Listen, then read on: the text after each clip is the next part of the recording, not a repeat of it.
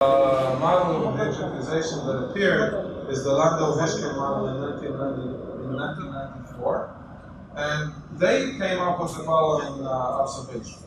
In real life, the resolution is fine enough to be assumed to be continuous. And we know that nothing is really continuous because at the end we are talking about atoms in space. So we're not talking about anything continuous. There's nothing continuous in our world. But the resolution is so fine that as far as we're concerned, it is. But when we are digitizing these things, even when we take pictures with a digital camera, of course, already at that point, we're not talking about anything even as finely grained as anything in the real world. So the way that they suggested to deal with it is more or less the way that a camera deals with it. In some saying the following. So what you have on top is the real world. And the real world is continuous. But your camera has pixels. And a pixel, the entire pixel is painted by a single color. So what the camera does is it samples, in some sense, assume that in the center of every pixel there is a gray that goes out, and the color that it sees in front of it, it fills out its entire pixel. So in this particular situation, this is going to see this orange, and this is going to see the purple. This tiny green part is going to totally disappear, and there's going to be some change in the resolution here, because the blue moved a bit. However, they said that this is more or less what a camera does, and so this is how we should model the pixels in a two-dimensional image. So that was their suggestion in 1994. They did some work on the algorithmic aspect of this digitization model.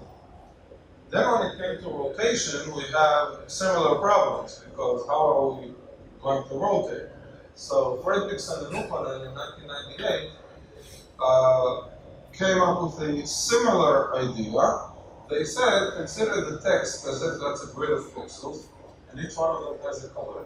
The pattern is going to be an m by m grid of pixels with colors, but you assume that the center of every pattern pixel has a hole. So that's the hole that transports its color to the text pixel that's lying underneath. So you lie the pattern grid on top of the text. The center is declared the rotation pivot, and then you start rotating it around.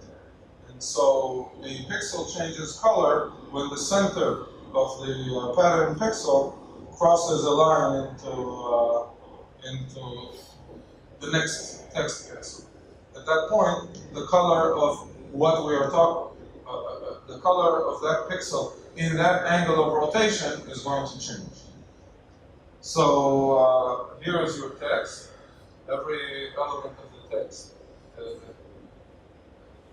is a square as the pixel, and you lay the pattern on top of it. That's the rotation pivot, and you're going to start turning the pattern around.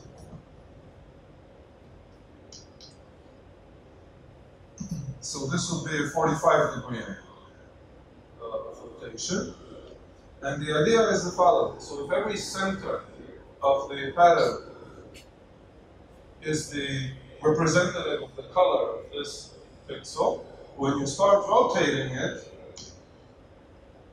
you paint the color you paint this entire pixel in the color of this center as it moves. So once it's going to cross this line,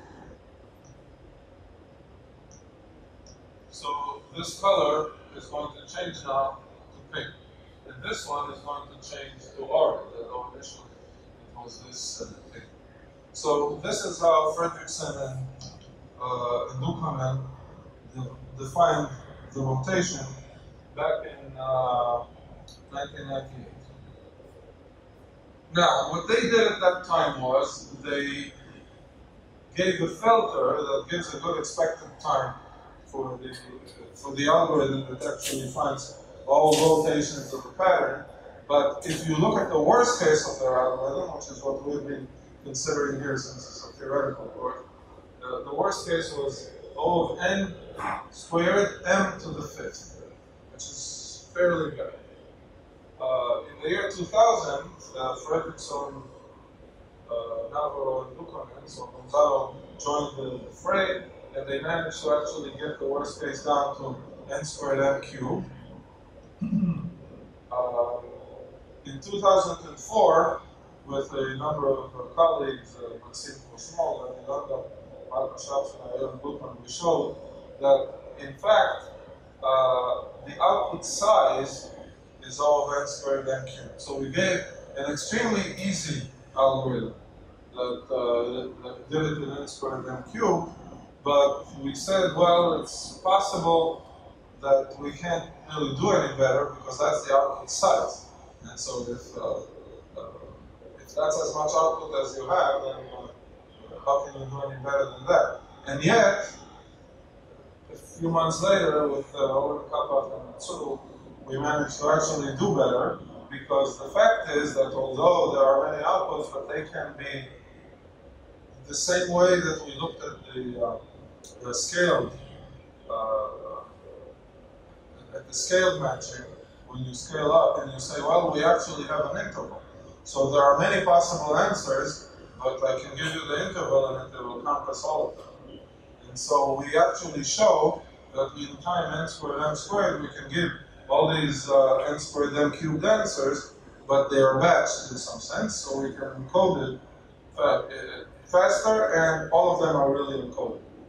So we're not going to go to that route today, but we're going to show this result, that they show a very simple algorithm of n squared m cubed, and show that that is really the output size. This is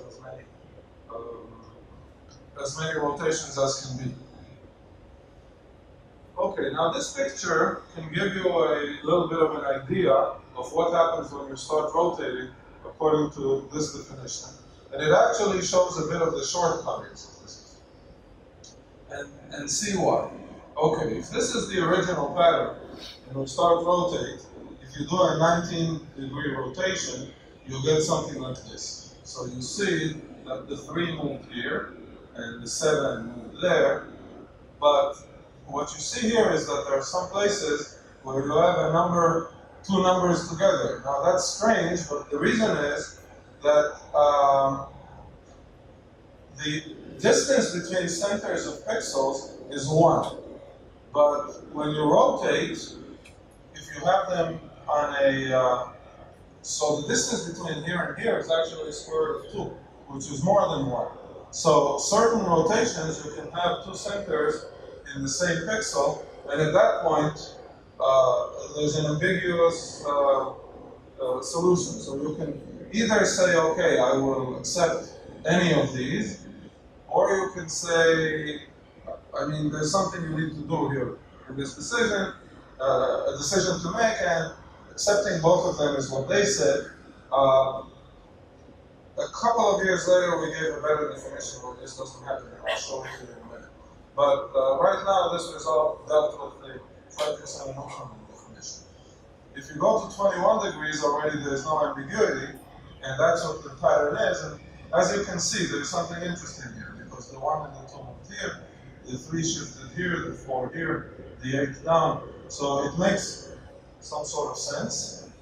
On a 26-degree rotation, again, we don't have ambiguity, but we have holes.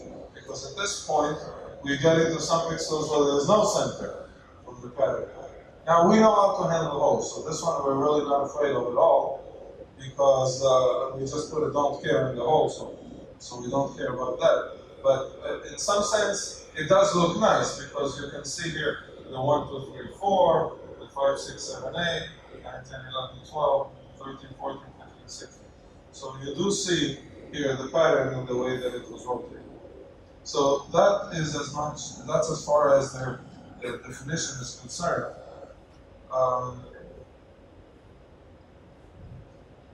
Let me say something about the alternative definition that we have. So, so the definition of Fredrickson and Lukonen said put the pattern on top of the text, and there's like the center of every pattern is going to represent the color of that pixel, and as you rotate, you just paint the entire text pixel that's under that center in that color. And it caused these problems, as we can see. And then we said, why do it that way? Why not do it the other way around? Take the text, and this is the text, right? So take the text, drill holes in the center of every pixel. Put the pattern under the text, not on top. So when you rotate it, the color that you paint every pixel is going to be the color that it sees through the hole. Now there's not going to be at this point no ambiguity, nothing free, nothing without a color. There's not going to be holes, so everything will work out perfectly well. And we, in fact, used this definition later on for the scaling. I'll show you a little bit about that later on. But we use that for the scaling of the you want to scale 2 dimensions, and it's non-discrete scales. It's not natural scale. It's not natural numbers.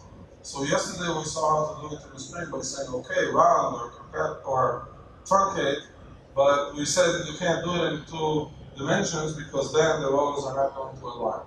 So we actually define the 2-dimensional scale in a similar way with this better definition.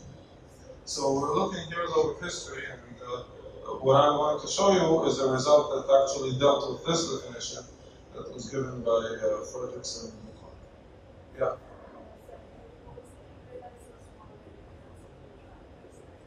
Yes. The holes are supposed to be a point. So, yeah. In the point, it's the only one. Okay, so here is the proposed solution for the rotation. Every rotated pattern, so I gave you the example there of what it would be if you rotate by 90 degrees, by 21 degrees. So every rotated pattern can be found using a fast Fourier transform in time n squared log n. That's not a problem. I mean, that's exactly what we know how to do. You pad don't cares, you take the rotated pattern as it is, look for it, and wherever it's found, it's found. So if there are big N rotated patterns, then the total time is going to be O of big N times n squared log n. So the question is only, what is big N? In some sense you can say, well, maybe it's even an infinite number, because you turn around, it's continuous. But obviously, it can't be an infinite number, because take a look. I mean, when you look at this, if you move a little bit, you still haven't, I don't know how little it is, but if you move a little bit, okay, a very tiny angle, all of these guys are still within their pixel. So it's going to take a while until the first guy crosses a line into the next pixel. So you expect that it's not going to be an infinite number, because for most of the rotation, for most of the angles of the rotation, nobody crosses a line. It's only when somebody crosses a line that something changes. So, oops, shot.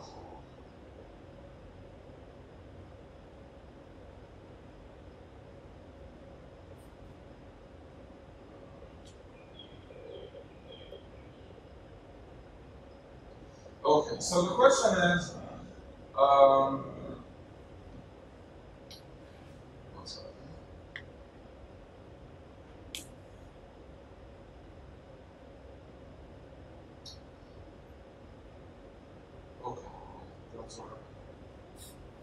okay, so the question that we want to answer is, what is this big N? Is it a number that we can put our hands on? Is it too huge?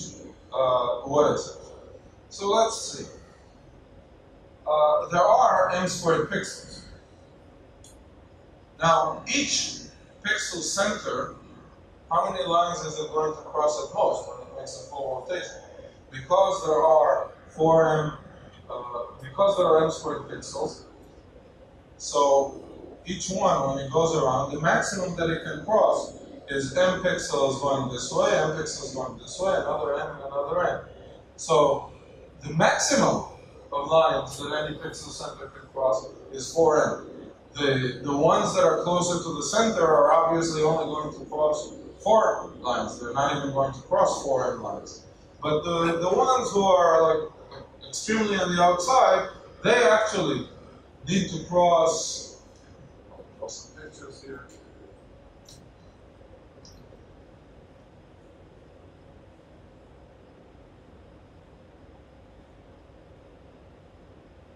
So these pixels, if you look at them, as you rotate, they're going to cross 1, 2, 3, and 4, and get back to here. So each one of them crosses only 4 lines. But the ones out here may cross, they have to cross going this way, m, and then going this way, they're going to cross another m, and going this way, they'll cross another m, and then there's another m that they're going to cross going back. But 4m is clearly the maximum number of grid lines that a pixel crosses. So, let's assume in the worst case that no two pixels cross a line together. So at that point we have m squared pixels, each one crossing 4m lines. So you have O of m cubed different patterns, that's all, there's no more than that. So already we're saying, okay, we start out with the problem that we think, oh no, there's an infinite number of possibilities. Not really, because once you discretize, you're not infinite anymore.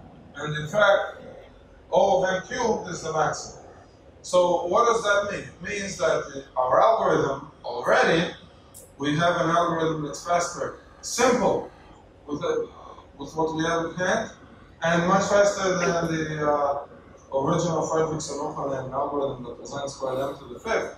Well, okay, compute your m cubed rotated patterns. For each one of them, you work n squared log m. So altogether, it's n squared m cubed log n.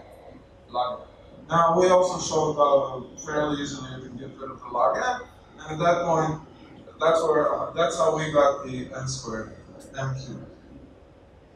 So, so the picture here shows how they're crossing the lines.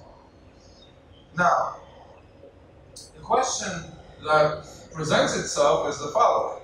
Of course, we get n squared m cubed log m because we just made a calculation that there are at most m cubed different rotations, rotated patterns.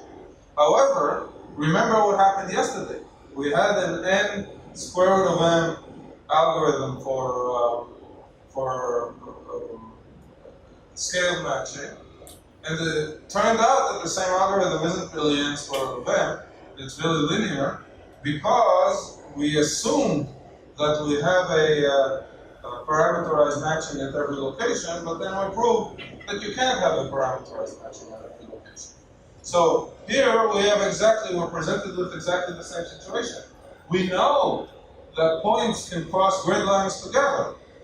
So for example, as we rotate this point and this point, they cross all the grid lines together.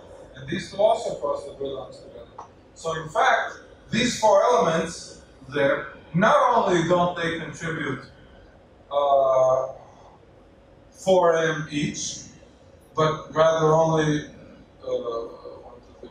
4 crossings each. But in fact, we cannot also multiply them by the 4 crossings because they cross together, so they don't give different patterns for every time they cross, because you lump them together. So what happens if what we have is not really m cubed, but maybe m squared, different patterns? So the same algorithm, without any effort of changing the algorithm, is going to be an m squared algorithm, not an n squared m cubed.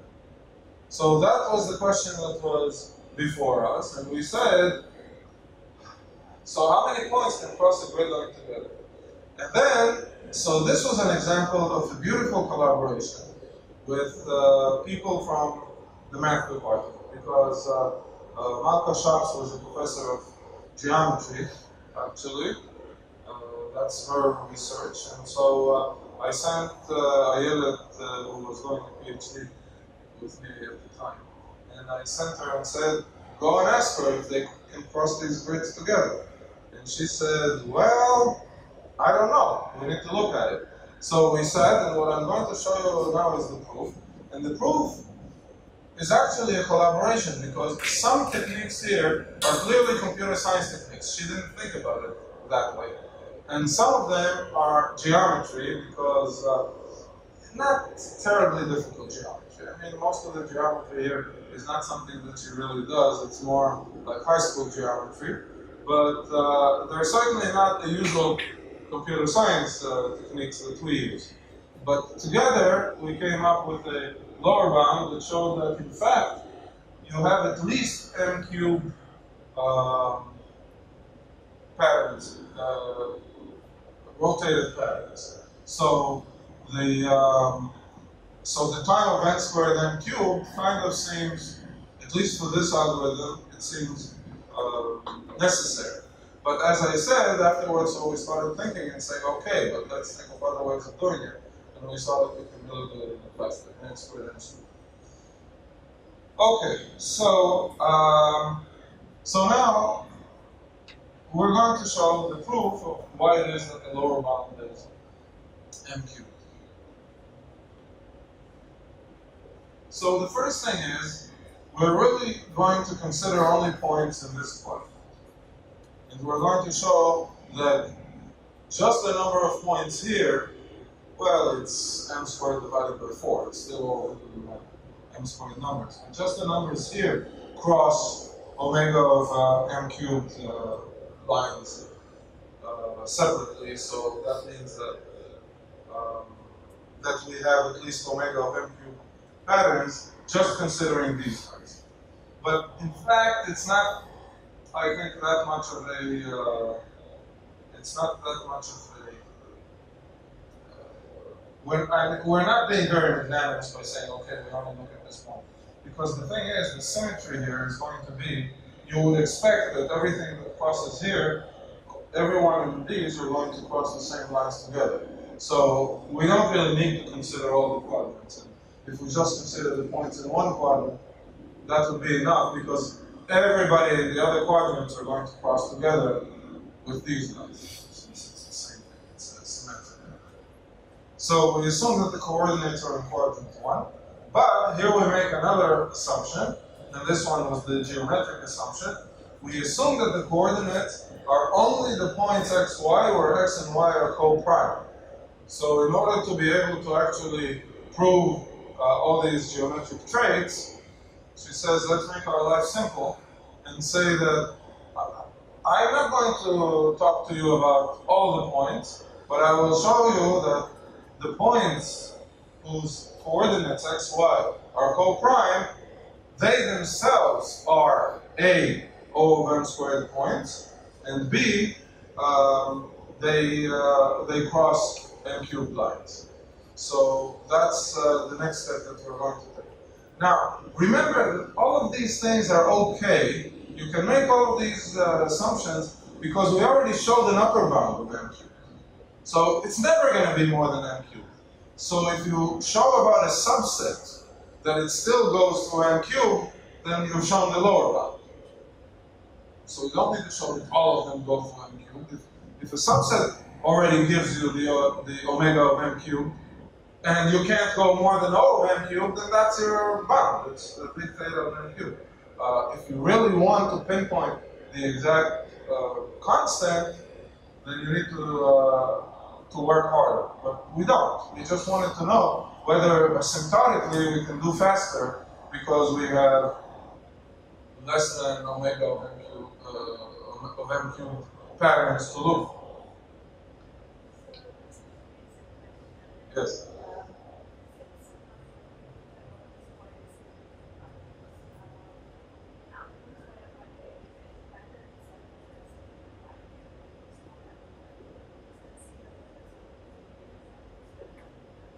Yes, the small alphabet is probably not what you're looking for because I think that if you look at a checkerboard, even with two colors, you still, every time you cross, you change the color. So it's not the size of the alphabet that is playing the game here, but it's how they are spread out. Because obviously, if what you have is a single color, or if you have like a tricolor, like the Indian flag or the French flag, or all the flag countries that have three colors, then your rotations are probably going to be a lot less because even if you cross, you still don't change the color. So the specific types of when it is that it's going to be more or less we didn't look at because as we saw that the alphabet size doesn't really matter, so we were looking out for the worst case. But it's a valid point. You can clearly see that if it's the same color, then it's easy to look for. And if it's, or even if it's like, I think a constant number of batches, you can also probably say that there may be a smaller number of patterns altogether that you need to look at. So the shape, yes, that's that will make the difference. And since okay, so a valid way of looking at it was someone asked me about two-dimensional periodicity, and there was work done about two-dimensional periodicity. So what happens if you have a periodic pattern? So what if is this the case for non-periodic patterns? Maybe in a periodic pattern you can show that it's somehow dependent on the period. So that could be something to look at in the direction that you are suggesting. So there's a key lemma that needs to be used, and I'm going to leave the proof of this lemma for the end. But right now, let's assume that the lemma is true and show how the rest of the proof works out. So the lemma says that for all x1 and x2 in the pattern, it is impossible that x1 and x2 are going to cross a grid line at the same rotation angle. So that's what the lemma says. And these x1 and x2 are going to be, when I say in the pattern, but the idea is that they are in the set that we described in the first quadrant and co-prime coordinates. So if x1 and x2 have co-prime coordinates and they're in the first quadrant, then they will not be able to cross any grid line together simultaneously.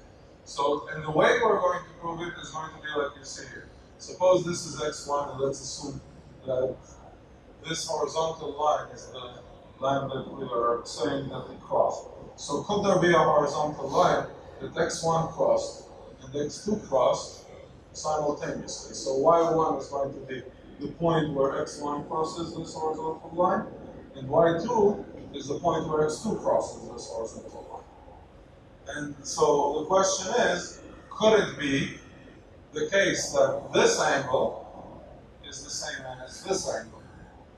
And if that's the case, then they could cross the line together. Now, the proof that we're going to show is actually that this angle is not the same as this angle. And obviously, the proof is good enough because this middle area is the same. So if this is not equal to that, then if you add the same amount to this one and add the same amount to this one, you're not going to get the same angle. So clearly, the proof is going to be good enough for the horizontal line. Now, in the paper, we actually showed how to take care of crossing horizontal, crossing vertical, or one crossing horizontal and one crossing vertical. But all of these cases are handled in a very similar way. So I'm only going to prove in the lemma, which we're going to prove in a few minutes, crossing the horizontal line to the other camp pattern.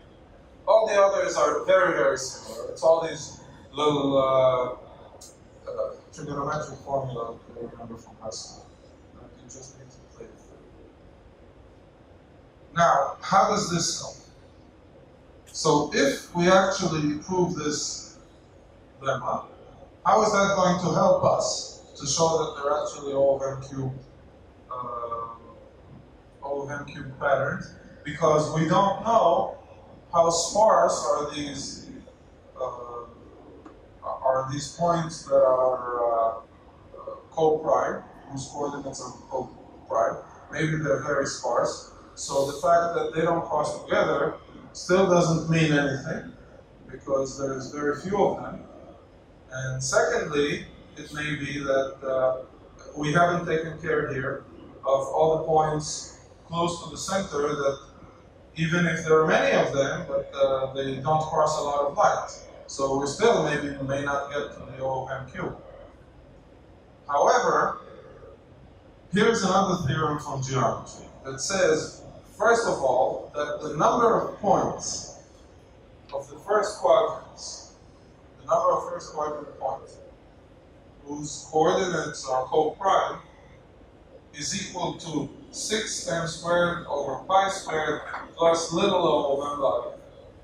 That is the number of points. So this is something they know from geometry. I have no idea how they proved it, but that's a known fact. In geometry, everybody will grab a geometer and will say, how many points are there that are co-prime in the first quadrant? So, of course, everybody knows it's 6m squared over pi squared plus little o of m log. So this is a well-known fact in geometry, and I am full of respect to them for knowing. But as far as we're concerned, what it means is that already that we have big theta of m squared such points. Because again, while they take great pride in saying that it's 6m squared divided by pi squared, I say, asymptotics, please, big theta of m squared, because that's all I care about. It's always nice when you get people from different fields. Everyone cares about different things. And so the good thing is that if you want the thing that everybody cares about, there's very few of them. So it's very easy to work with people from other areas. Because the intersection of what people care about is like small. Okay, but another thing that we need to take care of, and the geometers didn't know how to do that, is how to deal with the smaller number of, with the points closer to the center, where there's a smaller number of crossings.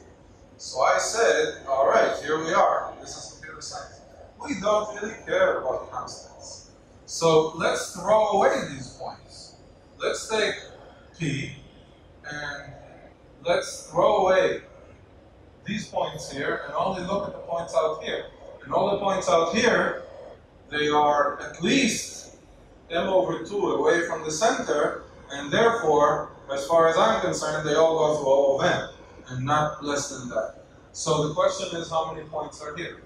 So in this shaded area, there actually are, since there's O of m squared points here, there's O of m squared divided by 16, well, there's O of m squared divided by 4 in the quadrant, so m squared divided by 16 points here, altogether.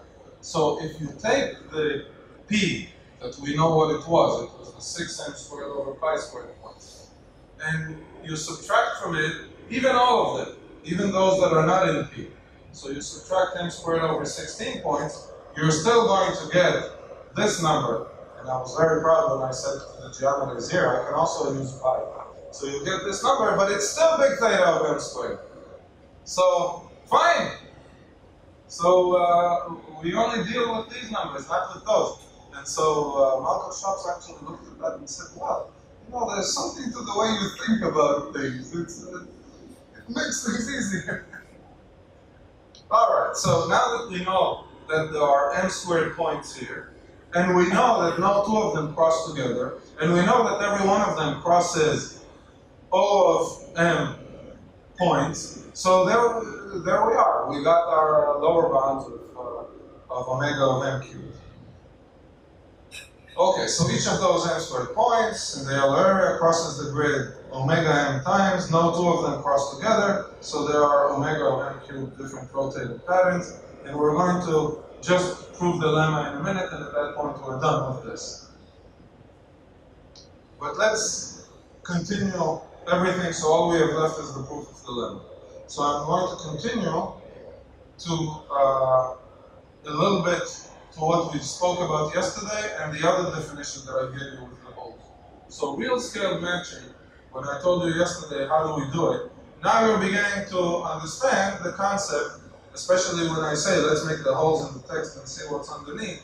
You can understand the concept of how we can discretize a scale matching. Because what we're going to do is, we're going to have the grid of the text and the holes in the grid of the text. Now, take the image that you want to scale it to however you want to scale, put it under the text, and paint all the pixels according to the color that they see through the hole. And that is going to give you the discrete image of the scale. So let me give you an example. So suppose that this was our pattern. And if I scale it to 1.6, this is what I get. Now, this 1.6, if I lay it in a grid with these center points, the way that I've defined, this is how it's going to look. But at this point, since we can't paint the pixel halfways, we ask ourselves, this center, what color does it see? And we paint the entire color, the entire pixel by the color that it sees. So, in fact, the pattern discretely scaled to 1.6 is going to be this. So you see, that's the original. This is if you're going to do a continuous scaling, but on the right is really the picture that you're going to get if you do a scaling in a discrete fashion to 1.6. Now everything is aligned, and it makes sense, but the scale was not a natural scale. So if you compare this and this, and you say, okay, well, I blew it up a bit, from far away, it kind of looks, yeah, I can see that that is the same image. But within one pixel level here, there could be differences. The point is that one pixel level is not a lot. While here I blew up, there's a real effect of pixelation here, because this is the size of the pixels, they're very, very tiny. So what we did then was we tried, I told you, this was the paper that we tried on Lena. So here it is. So this is the original Lena. This is Lena scaled to 1.3 by the method that I just showed. We scaled this to 1.3. See, you missed it. That's Lena. So we scaled it to 1.3. We laid it under the grid. We sampled what was under, and that's 1.3, and that's 2. Now, if you look at it, it actually doesn't look bad. It doesn't look pixelated. So that was the proof that our idea of how we want to discretize the scaling is actually a valid idea in the real world as well. So, so this was Lena way back when. This is Lena today. Well, not today, 10 years ago, not today. But this was in that conference that I told you about. So, and our algorithm's running time was actually for text size n by n and pattern size n by m. It was all of n squared m squared. Okay, so the future we'll forget about, and let's just prove now the lemma. So this is the geometric lemma that we want to prove.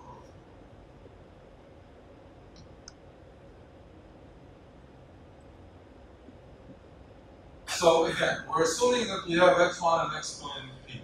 And remember what P is. P are all the points in the in quadrant 1 whose coordinates are co-prime. And we want to show that it's impossible for them to cross a grid line at the same angle. What we're going to do, as I said, is we'll discuss the case where x1 crosses a horizontal grid line 2, where the crossing point is point y1, and x2 crosses also a horizontal grid line, and the point that it crosses is y2. All the other 4 cases where both cross the vertical, x1 crosses horizontal and x2 crosses vertical and vice versa, All those other cases are similar, so I'm not going to discuss them. Let's also point out another convention here that we're going to use. In order to make life easy for us, we're going to actually say that the grid lines are not every one, I mean the pixels. The pixels are going to be every two. So the centers are going to be on odd coordinates, and the grid lines are going to be on even coordinates. So when we're looking at it this way,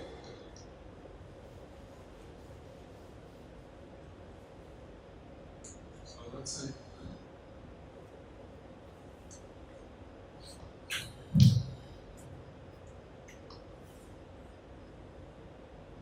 So this is our origin. So we're going to say that the 1 is not going to be a grid line, but 2 is. And also 2 here. And -2, and -4, etc. And and so in order to know what are the centers of these guys, okay, so here, probably want to start using colors. So a center is going to be in a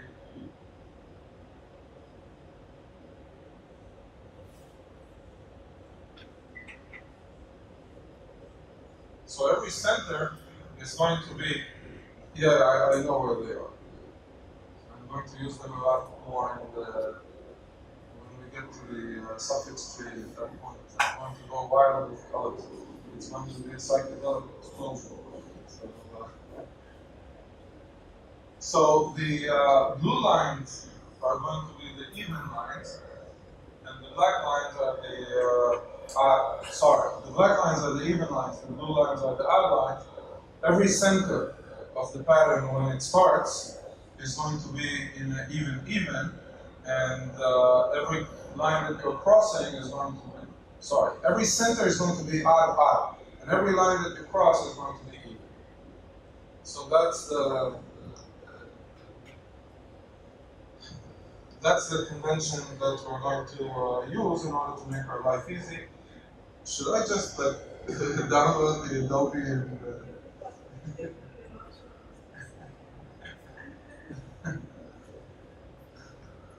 okay. So now let's see what we can learn about the x's and the y's. So y is where it crosses the horizontal line, and x is where we start. So x has coordinates CS, and they're both odd. In fact, they're also co-prime, but those are the coordinates that we start with. And y, so they're odd, so I'm going to write C as 2k1 plus 1, and S is 2k2 plus 1, so they're odd numbers. And the y is C prime S prime, but it's crossing a horizontal line. So the S, which is the horizontal line, S is even. Here I drew the even ones in green and the other ones in brown. So the S is going to be the even one. So what we know is that we start out with 2 odd coordinates, and when we cross the line, one coordinate is even, the second coordinate, the S. But what can we say, the S prime? What can we say about C prime, which is the coordinate here? That is obviously not on the line because we're moving, so it's maybe yes, maybe no, but it's probably not going to be on the line. So it's not an even number. The question is, what number is it? Okay, so what can we say? The first thing we know is that c squared plus s squared is equal to r squared. So if r is the radius from the origin to the point that we started from, so obviously c squared plus s squared equals r squared because we have here a right triangle. So this is c, this is s, c squared plus s squared is equal to r squared because of the Pythagorean theorem. Okay. Because these numbers are c and S are odd, then in fact, this is what it is, 2k1 plus 1 squared plus 2k2 plus 1 squared. Now, even after the rotation, the R doesn't change. The point is that's what the rotation is. You take that center, and as you rotate, you have exactly the same distance to the origin. That is not what changes. So this distance doesn't change, which means that C prime plus S prime is also equal to R squared. But since S prime was in fact a even number, so what we get is that C prime squared plus 4 times some L1 squared is equal to R squared. And R squared is equal to this. So we put the two together, and what we get is this equality. So C prime squared plus 4 L1 squared is equal to this. Okay, so at this point, we transfer the 4 to the other side, and we're going to get something pretty amazing. So we transfer the 4 to the other side, so it's here, minus 4L squared. And now, we open up this, so we get 4k1 squared plus 1 plus 4k1. That's this, if you open up this square, and if you open up this square, you're going to get 4k2 squared plus 4k2 plus 1, and then you'll have minus 4l1. So together, what you basically have is 4k1 squared plus 4k1 plus 4k2 squared plus 4k2 minus 4l1. So the 4 goes out here, and all of these guys are here, plus the 2, that's the 2 that are here and here, so that was multiplied by 4. So these two stay up there. But, so, this gives us a very amazing conclusion. If C prime squared is equal to this, you can divide it by 2 and it still remains an integer, which means that C prime squared is actually even. So we can write C prime squared as 2L2.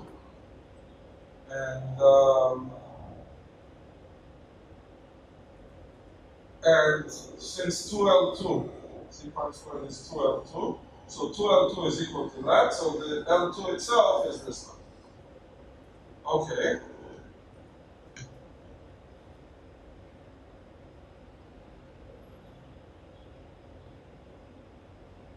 So here's what we can conclude so far. C prime is equal to the square root of 2 times L2, where L2 is actually odd because once we took it apart, we saw that it's odd because it's something plus 1. 2 times something plus 1. And S prime is equal to 2L1. So that is what we know about the coordinates where we crossed the line. But we can say even more, because you can actually take this number and take out its, if it has a square factor, you take the square factor out, and then you end up with C prime equals n, which is the square factor of that, times the square root of 2n. So n is some integer, and that is the square factor if it exists. It could be that it's 1. And n is now a square-free odd number. So it doesn't have any square factor anymore because we took out the square factor. That makes it that makes it an irrational number, but that also does something else because in some sense, if you're going to look at the field of the integers and you add to it this particular vector, the square root of 2n, you get the field, and it's going to be different from the field if you add some other vector. So here we're getting a bit into linear algebra, and we're going to need this later on. So this is what happens here. And as we said, our situation is this one. So we have the x2 crossing here at the y2 and the x1 crossing at the y1. And we already know a little bit of how the coordinates at the crossing look. So now comes the claim that we've all been waiting for, and that is that the angle x1 origin y1 That's the angle of the rotation for when x1, where it started, and when it crosses the horizontal line, is not equal to the angle of x2 or y2. So it cannot happen that it's the same angle for any two horizontal lines that you choose. And as I said, we're going to show that in fact the angle x1 over x2 is not equal to y1 over y2. And we can do that because, as I showed before, let me go back to the picture. So if you want to show that this angle is not equal to this angle, it's sufficient to show that this angle, x1 over x2, is not equal to y1 over y2. Which is what we will show. So, where are we? We have x1, which is c1 s1. We have x2, which is c2 s2. And we have y1, which is c1 prime s1 prime. y2 is c2 prime s2 prime. And in a minute, we're going to use what we know about how these guys look.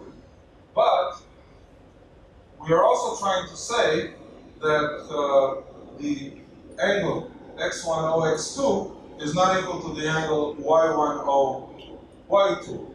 That's what we want to show. And what we're going to show is that if they're equal, obviously the sine of these angles has to be equal. So let's see, what's the sine of the angle x1 over x2, and what will be the sine of the angle y1 over y2. So this is now really, like I said, ninth grade geometry, because as you know, the sine of alpha minus beta is the sine of alpha times the cosine of beta minus cosine of alpha times the sine of beta. This is what we learned in high school. And, I know that some of us forgot it in the interim, and in my case, high school was a lot further than in your case. But trust me, this formula, all the teachers in high school know.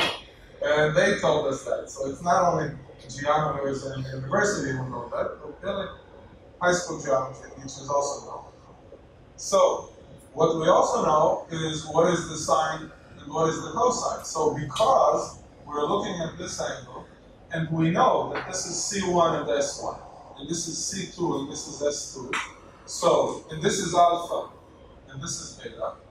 And we want to know the sine of this angle, which is alpha minus beta. So let's look at the sine of alpha. That obviously is going to be C2 divided by S2. So C2 divided by S2. Sine is the opposite over this over this, okay? The opposite over the base. So that's the sine. And therefore, the sine of alpha is C2, sorry, the opposite over hypotenuse of the sine. So yeah, it's C2 over R2. That's the sine. C2 over R2 is the sine. So you look, this is your angle. This is your triangle. So this over this is the sine. And this over this is the cosine. So the sine of alpha is C2 over R2. The cosine of alpha is S2. S2 over R2. So that's the cosine. Now, the cosine of beta is S1 over R1. And the sine of beta is C1 over R1. So if we put all of these in, we get that the sine of x1 over x2 is this. And then because the denominator is the same, so we get S1C2 minus S2C1. So that's the sine of, so that is the sine of the angle x1 over x2, according to high school geometry. Now, for exactly the same reasons, the sine of y1 over y2 is this, whatever it was here, but with the prime, except the r1 and the r2 are the same. So if we assume that x1 over x2 is equal to y1 over y2, it means that s1c2 minus s2c1 is equal to s1 prime c2 prime minus s2 prime c1 prime, because the denominator is irrelevant at this point, they're the same.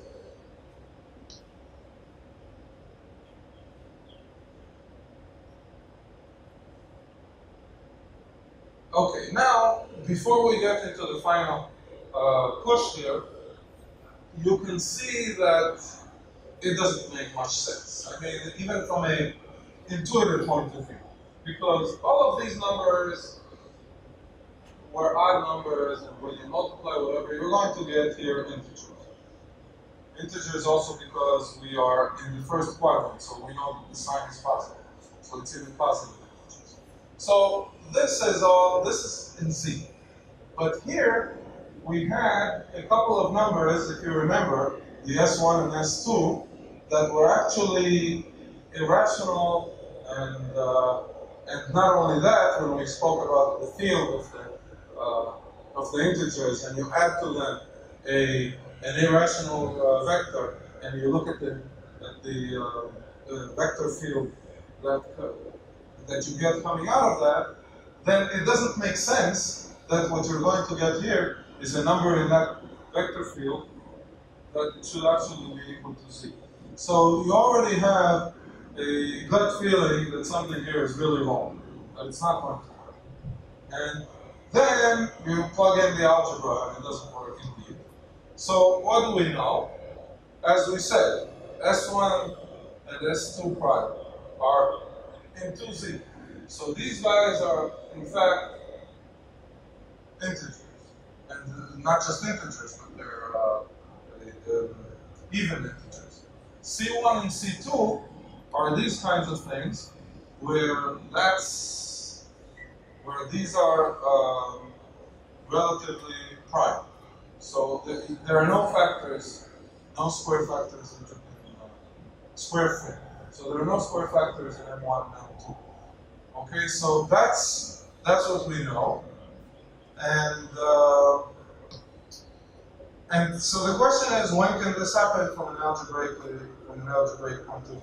So to have something like A times 2 of M1 plus B times 2 of M2, where A and B are in Z, and these guys are not in Z, but they're even not linear in each other. So they're not in the same field. But how do we know if they're not in the same field? If M1 is not equal to M2, then obviously they're not. The one vector is not a vector combination of the other in that field. So they are linearly independent in this field, so that cannot happen. So you can't have that since they are linearly independent. So the only way that this could happen is if M1 is actually equal to M2. But if M1 is equal to M2, then what are we having here?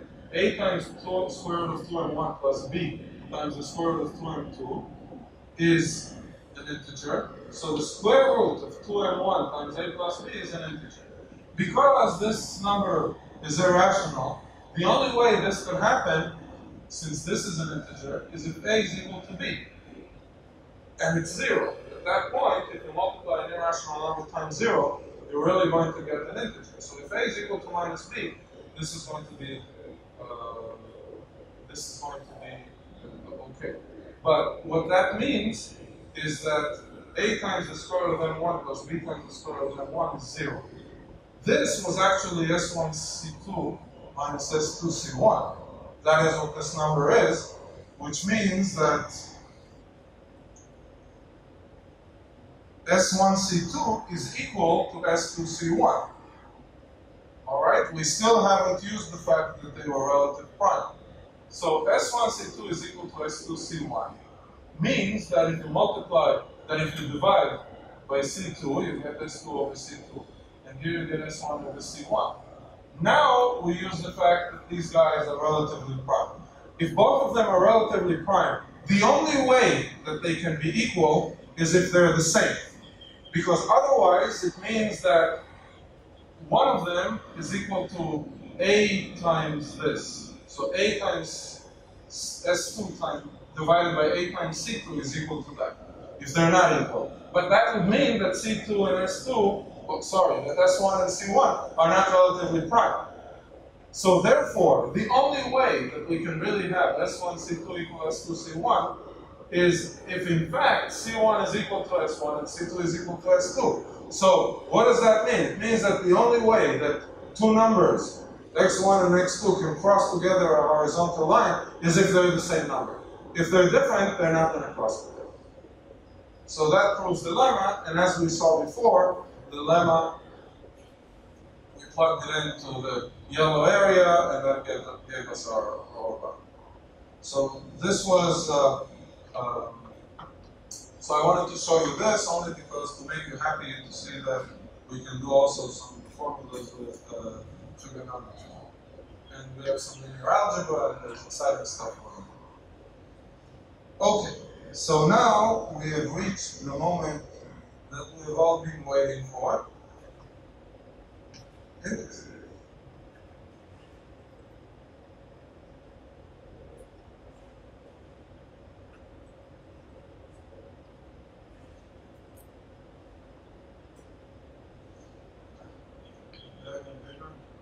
So what's the indexing problem?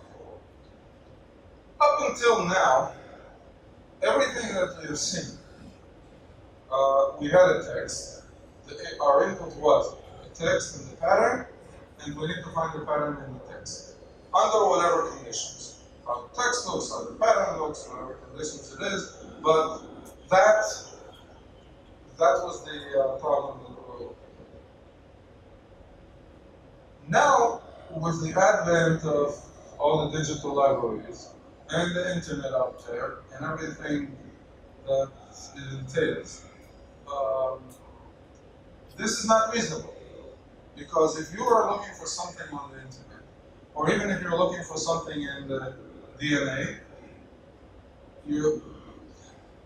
to take the input as the DNA and whatever gene you're looking for, and to start looking for it in any of the methods that we show is really prohibitively expensive because we're talking about a lot of information.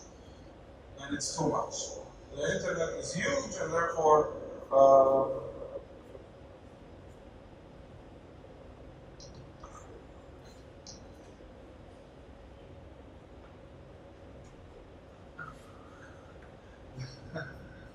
the internet is really big, and it's going to take a long time.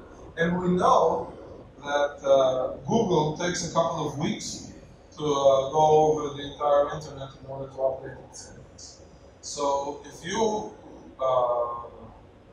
you put something today in your web page, it's unlikely that if you Google search it, you are going to find that keyword. So you took your web page, you added some new keyword, the word that wasn't there before. If you're going to search for it, you're unlikely to find it because it will take a couple of weeks to find it. This is what also causes the anomaly that sometimes you look for something and Google gives you the list of things and then you click on whatever it is and you don't find what you're looking for because it was there about a week ago, but it's not there now. And the index is about a week behind the schedule. So, or 2 weeks. So it really takes a while. I think that Google they try to give priority to some things like news agencies and stuff like that, which they look at with more frequency than just going over the internet at large. I think they also kind of like computer science. And computer scientists, if you have conferences and things like that, you also get some priority, but you can also tell them that during a conference, and please don't wait, put it out. So, but we know that it takes a while. So if actually we needed to run KMP on the internet when we did the search, we could start the search and come back in 2 weeks and get our result. We don't want to do that. So this is not how it works, and this is not how we do it. Similarly, if you're looking for something in the DNA is 10 to the 9th. So you're not going to want to wait. It may be a day or two if you want to 10 to the 9th times 3,000, which is the gene that you're looking for. So if you're running KMP, it also may be a couple of hours, but you still don't want to do that. You want your answers to be faster. So Tzvika Galil, who is today the dean at Georgia Tech College of Computing, but he's one of the original people who dealt with pattern matching. He coined the term symbology for pattern matching. So he used to say many years ago, just when I started doing pattern matching, and I heard him give a talk once, and he said, why do I look at the genome as an example? He says, I have 3 reasons. Reason number 1, he says, my wife is a biologist. So this is good for peace of home. But I also deal with the genome. Now, peace of home is a very good thing. So that's reason number 1. Reason number 2, he says, my son plays with dinosaurs. He had a 4-year-old son at the time. My son is now a lawyer. But he plays with dinosaurs, so that's like biology. So in order to communicate with my son, I like it. And the third thing is, I'm looking for a big string, and the DNA is a big string, because most of the small strings, even if you don't do anything special, all these algorithms that we showed, if you're looking at tiny texts and tiny patterns, then do the naive algorithm, everything is good, who cares? It's only when you're talking about huge quantities that you can. But these huge quantities is what comes back to bite us, because if they're really big, then going over the entire thing is going to take too long. In particular, since in fact,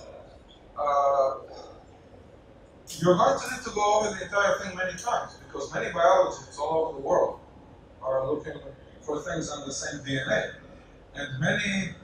And certainly, millions and millions of people are looking at the internet and looking for things.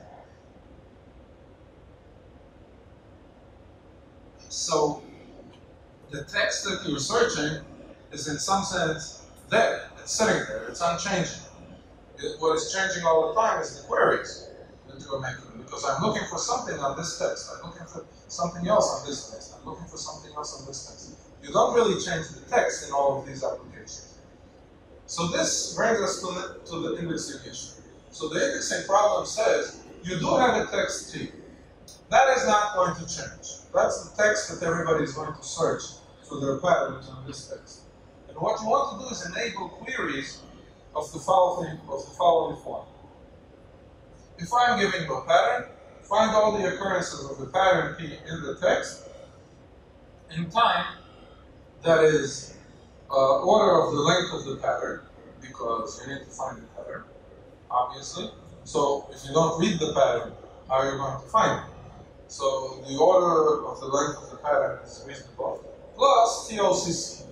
And the TOCC is an interesting thing, because here we need to say a word about something that is, especially when you're starting computer science, and you basically know the von Neumann model, the random access machine, that we all study.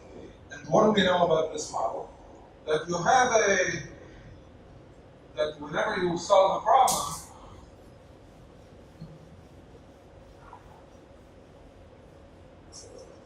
so you have some sort of an input.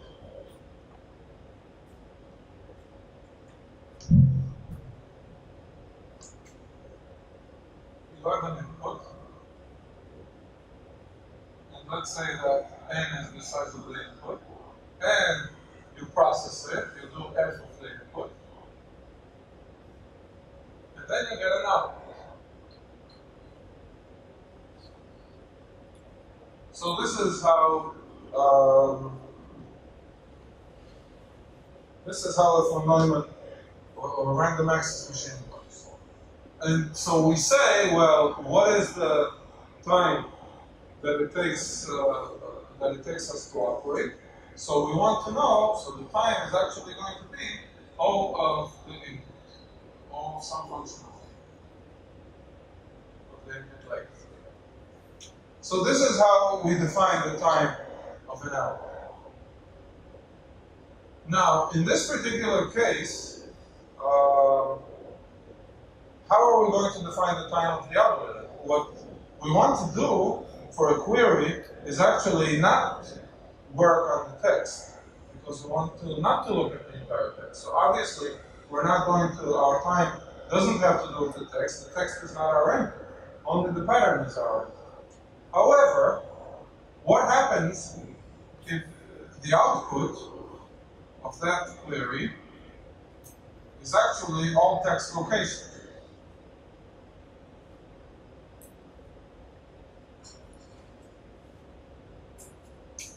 So the output is going to be huge, but sometimes it's going to be very small. So what am I going to be saying? That the worst case is always O of n? That doesn't make sense. This is not what I'm trying to say. I'm trying to get something that is efficient.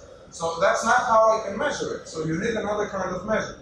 And that is where we get an output-dependent complexity.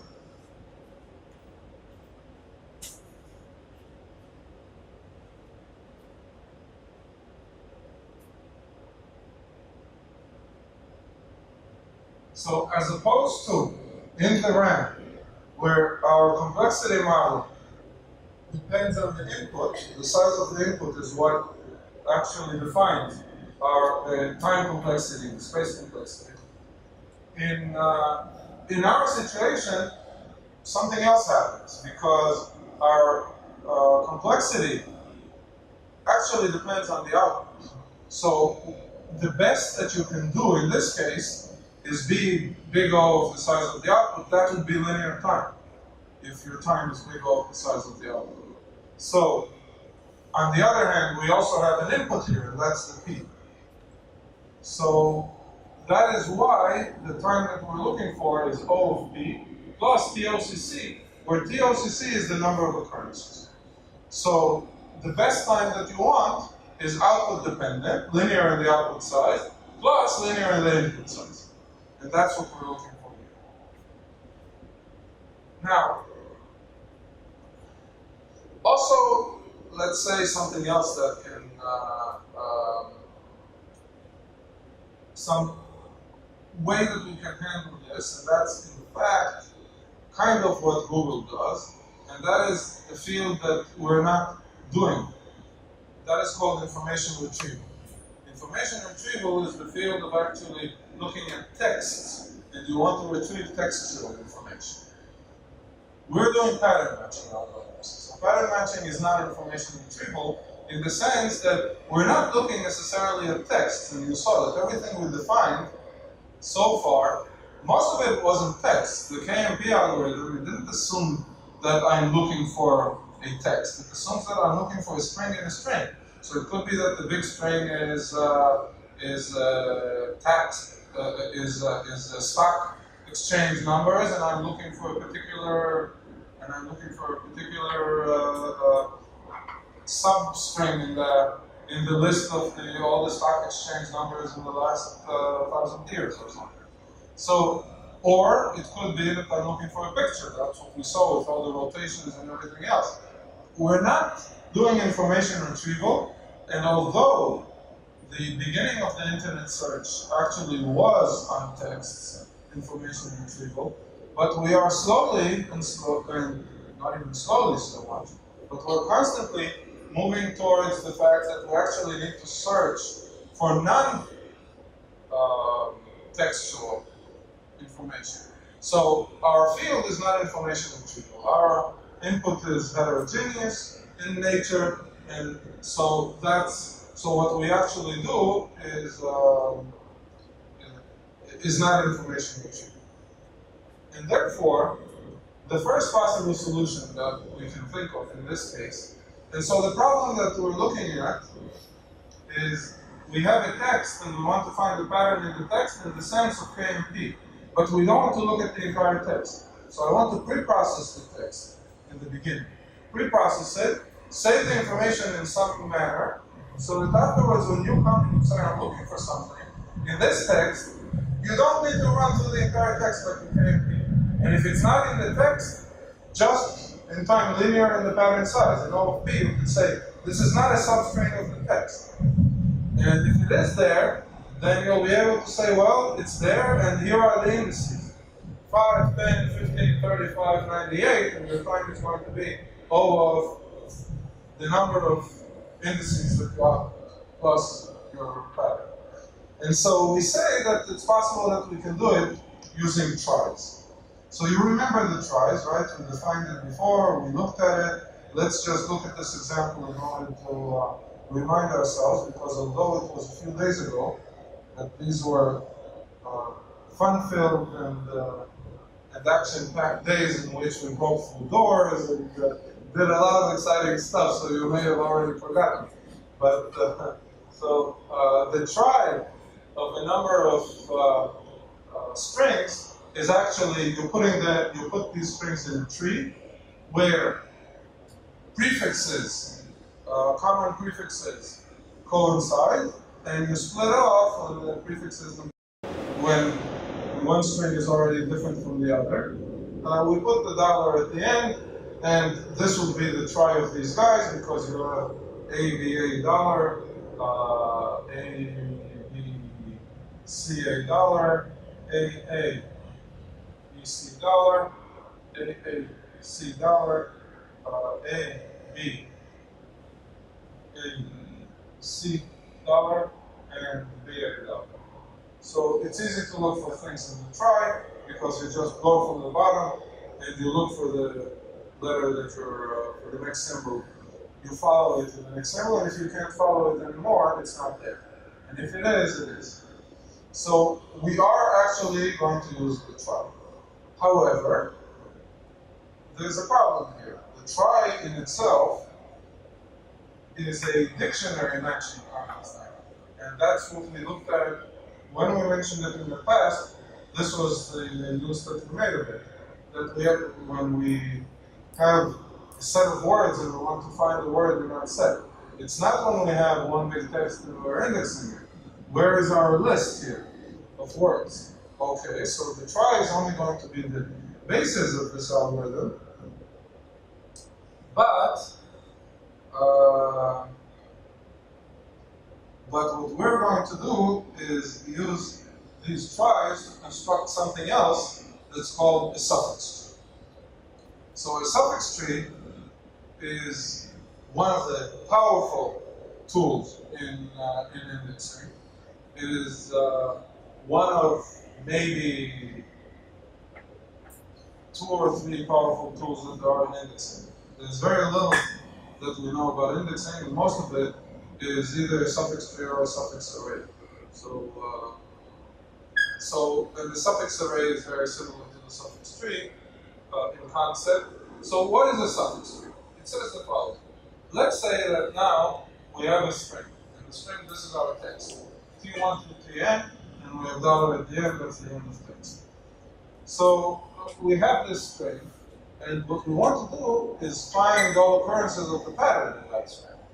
So let's do the following. Let's take this string T and consider all of its suffixes, which is what's called the suffix. So dollar is the smallest suffix, Tn dollar is the next suffix, Tn minus 1, Tn dollar is the next suffix, and so on. So these are all the suffixes of the string T. And now that you have all of these suffixes, construct a try, because at this point now, wonderful, now we have already many strings. Let's construct a try of these suffixes.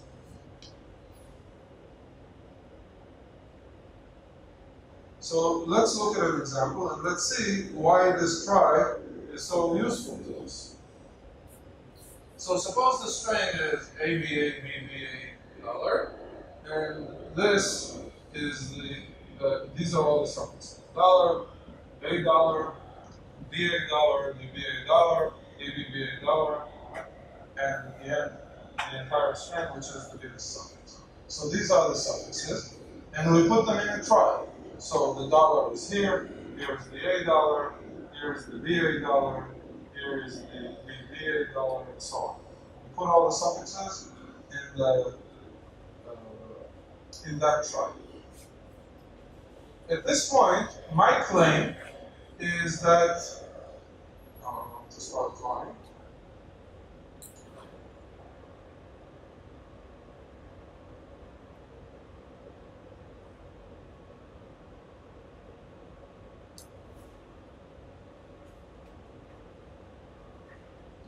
So we're going to move this thing a bit.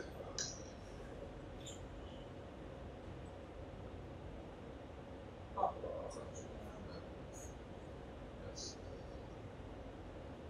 So, and I'm going to start using lines and colors. Okay, so let's also say that after we put it in the try,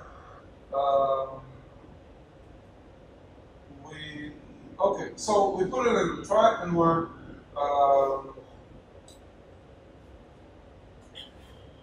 looking for, this is supposed to be our indexing data structure. So what's the indexing data structure? So suppose that I'm looking for A. Do I have A in the text? So we go into the try and we say, well, we have an A. Good. So that means A exists in the try. However, we also want to know what are the indices in which A exists.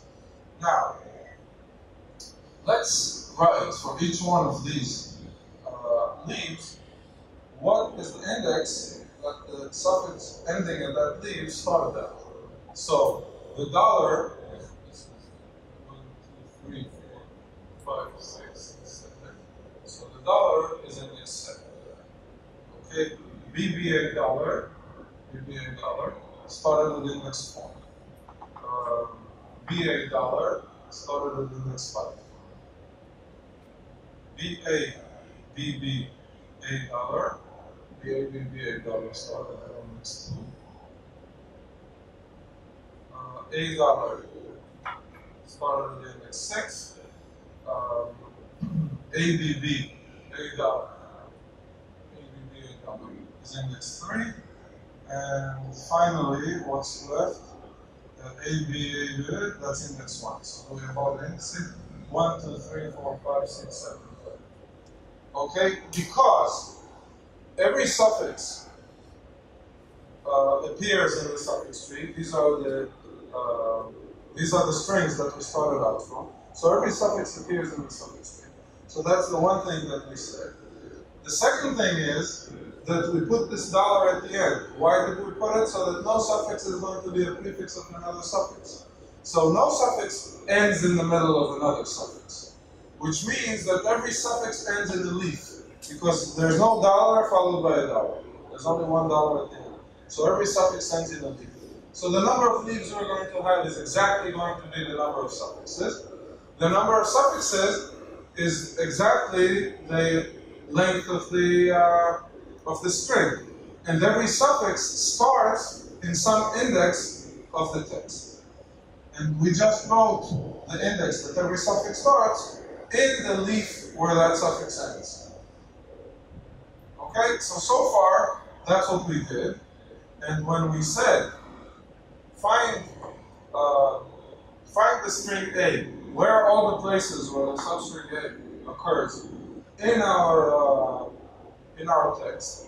So you go here to A, and then ask yourself, okay, what are all the leaves in the subtree rooted with A? Well, the leaves are 1, 3, and 6, and therefore you're going to say that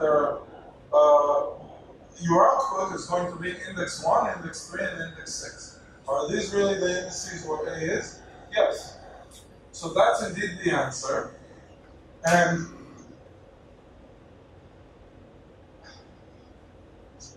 that's the answer. The correctness of the answer is because, in fact, all the suffixes where this string starts are really going to be all the locations in the text that start with this string. That's exactly the definition of a suffix. So we have a suffix. All the suffixes whose prefix is the string that we're looking for, are going to be the solution that we're looking for.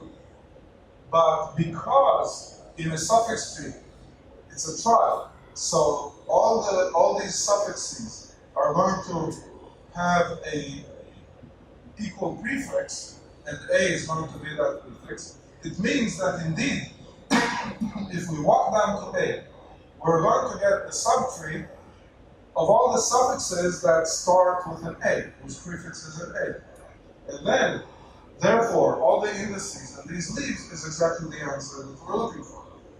So what's the time that it took us to answer? Well, the time that it took was the time that it takes to find the A. And then, the time that it takes to, and then you give all the, and then you give all the indices in all the leaves in the subtree of A. Now, here you may ask the question and say, but wait a minute, that time is not TOCC.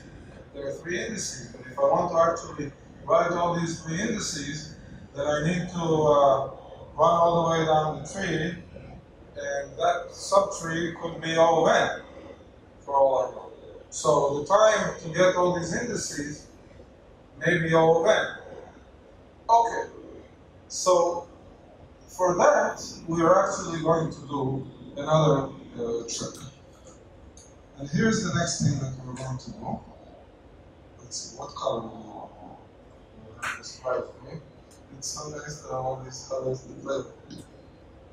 So here's what we're going to do. Let's, when we construct this trie, let's also put a link between every leaf to its adjacent leaf, from left to right.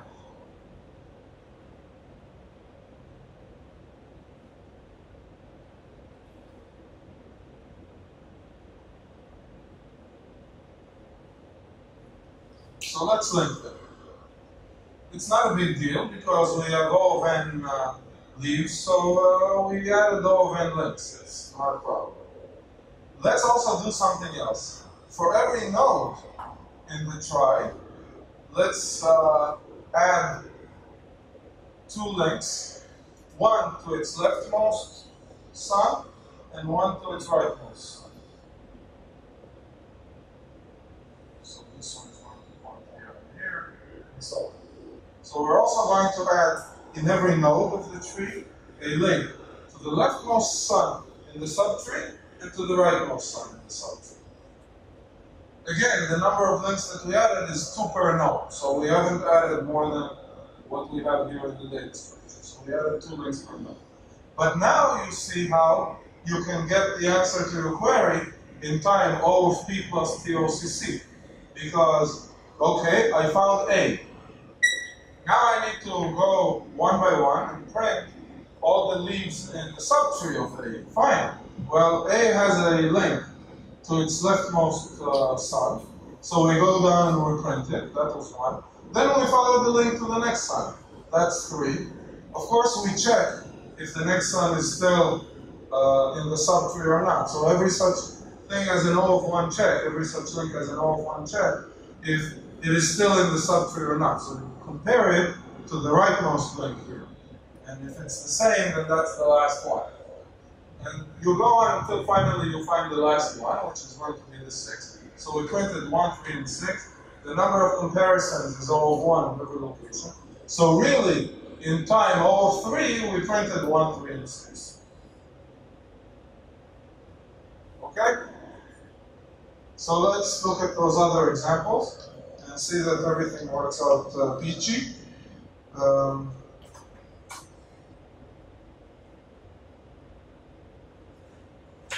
back to the red.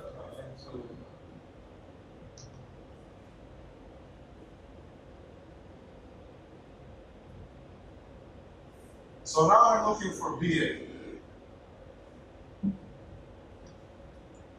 So we go down the tree, BA. So we need to now find what are the leaves in the subtree rooted at BA. So BA, A is going to point to its leftmost link, which is 2. So we'll print 2. Then we're going to follow the link to 5. It's still within the subtree of A. So we'll print 5, but we know that it's the last one. So 2 and 5, that's the answer. Again, what's the time that it took us? O of P in order to find the BA. And then O of TOCC in order to find all the indices. Okay, next, AB. So we go down to AB, and that the time it took us there is all of the length of the string, plus the leftmost sum is 1, then 3, and this is the rightmost sum, so 1 and 3, that's our answer. Again, the time is AB plus TOCC. Now suppose someone says find AA, and it says, well, no A. So the time was O of P, the answer is 0. There's no other. So here's the suffix tree, and it gives us the query time exactly like we want. So it seems, wow, here we are, we have a solution. We wish that things were that simple. Why do we have a problem?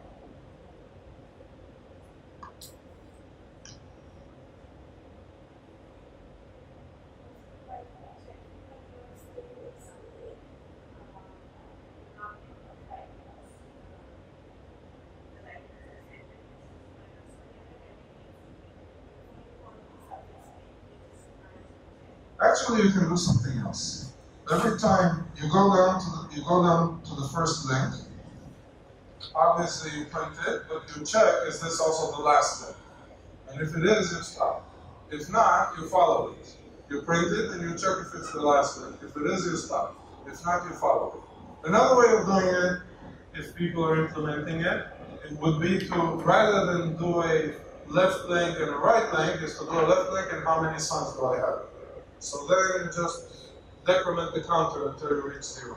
But it doesn't really matter. What it means, what matters is that in all of one time per link, you can decide if you're done printing or not. Question? Yeah. So by traversing the tree or while creating the trie, the suffix tree. While traversing? By creating the suffix tree. Yes. What if I maintain the counter the number of times I visit that code, and that would directly give me the number of tries? You want to write down in each one how many leaves it has. Yeah. Okay, you can do that, but you're not going to know what the index is, only how many times it was. You'll know how many sums it has, but not the exact index. So then you say, okay, let's write in every node the indices.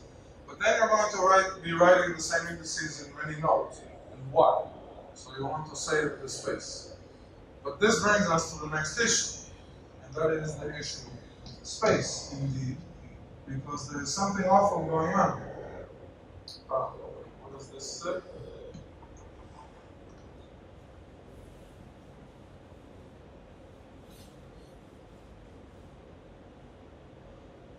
Okay, let's just go through this to summarize what we said, because it does. So the strategy for indexing is, the pre-processing is we're going to construct the trie of the suffixes of T, and then when you have a query, given some pattern, you're going to run down the trie from the root, according to the element of P that you're looking for. If you're stuck, there's no occurrence, and if you're not stuck, then all the leaves in the subtree are going to be occurrences, and the time is n plus TOCC. So that's what we said. It's summarized here.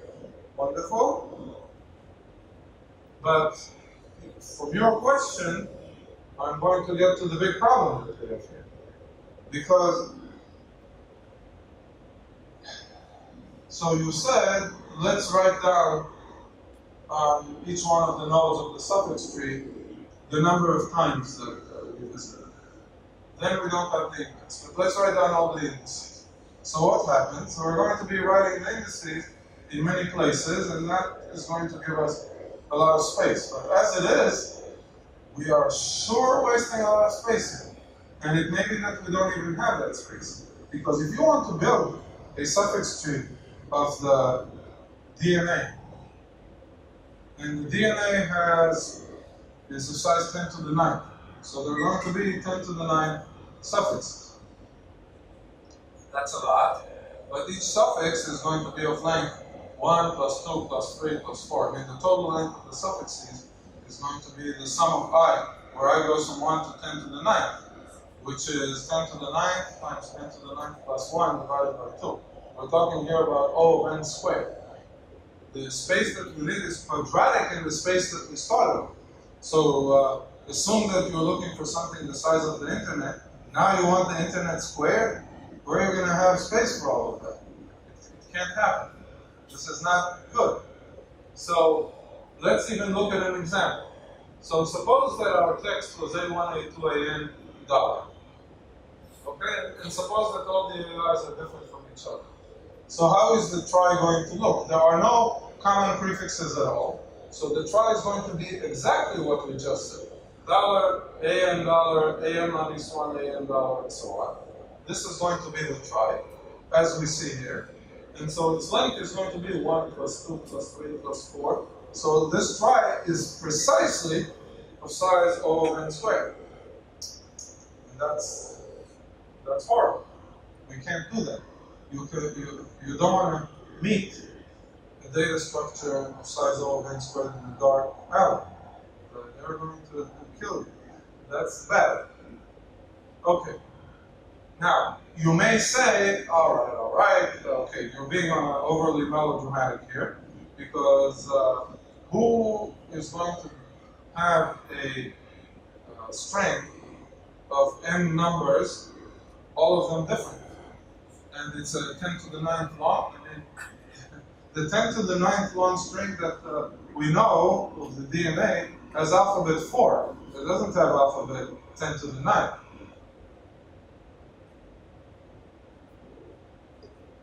And in alphabet 4, it may very well be that obviously a bunch of prefixes are going to coincide. And so we get back to the idea of analyze how much coinciding we get. And maybe it's really linear time if the alphabet is finite. Okay, so here is another exercise that I'm going to give you. And that is to come up with an example of a finite alphabet. In fact, I will even say a binary alphabet, where the suffix tree, the way that we define, has space O of n squared. Okay? So, example, binary alphabet, quadratic size suffix tree. So that seems almost to have doomed the entire exercise. Except that not. So what we're going to do now is compact the suffix tree.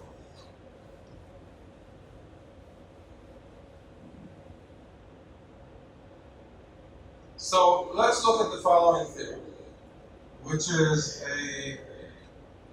not a hard one, but it's a theorem that is going to solve our problem.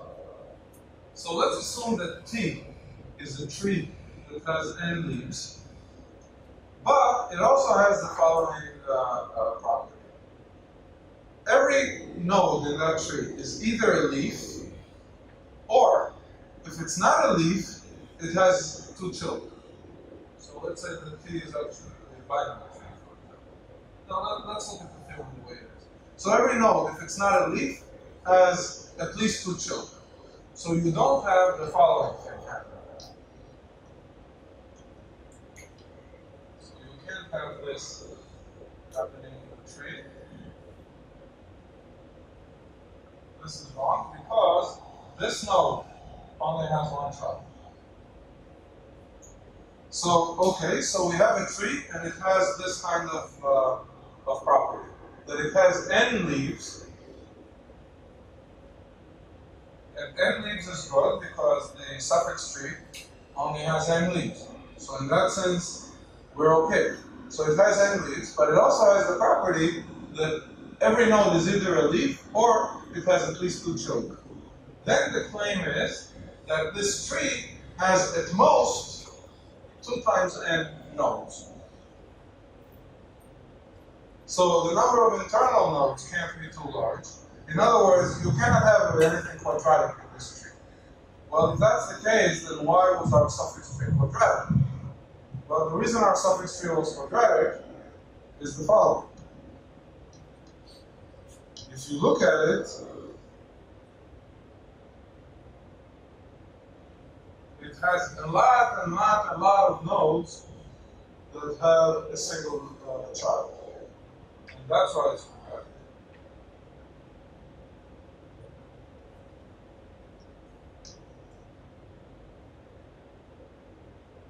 Okay. So how do we prove a theorem like that? Of course, by induction.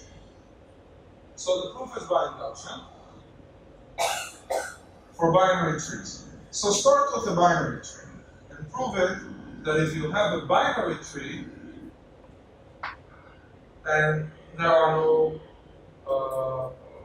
and there are no nodes with a single child, but in fact, so what happens is every node either has two children or is a leaf, then it's true that there are no more than two end nodes.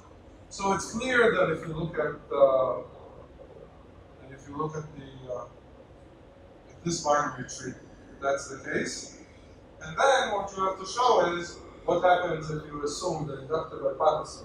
The tree has k nodes, k leaves. You assume that it's true for a tree that has k leaves. You have to prove for a tree that it has k plus 1 leaves. And the way to do that is if it has k plus 1 leaves, then you take two leaves that are siblings, take them out of the tree, and look at the tree that remains. The tree that remains is going to have only k leaves rather than k plus 1. You do the inductive hypothesis, you figure out that it has basically k minus 1 internal points. Then you add the two leaves, and you add it up, and then you have 2 times k plus 1. And that proves by induction for binary trees. What happens in trees that are not binary? Well, the thing is that for not binary trees, the situation is even better as far as we are concerned. Because what we're going to do, for binary trees, we prove it by induction. For non-binary trees,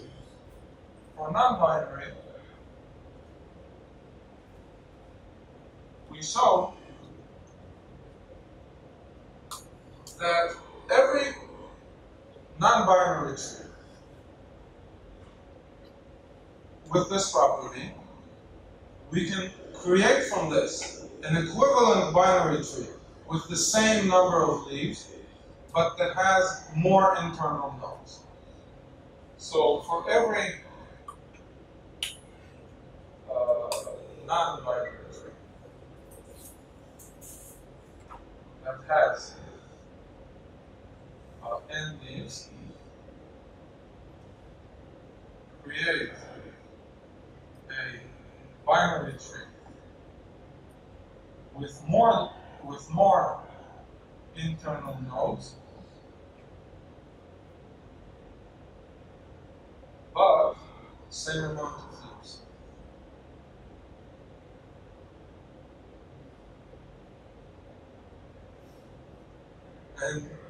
And this equivalent tree that we're creating, because what we prove for binary trees doesn't have more than 2 n nodes altogether, well, then obviously the non-binary tree couldn't have had more than 2 n nodes. And the reason that the way that you build it is like it says here. So suppose you have a node with 3 children. Well, convert it to a node. Convert it to this tree, to this subtree, where there's 1 extra node, but now it's a binary tree. So you're taking a tree, every node that has more than 2 children, replace it by a binary tree that has the same number of children as that tree. So you're going to be adding nodes, internal nodes, but you're not going to be changing the number of leaves. Obviously, the original tree cannot have more than 2 n nodes. Okay, so this is the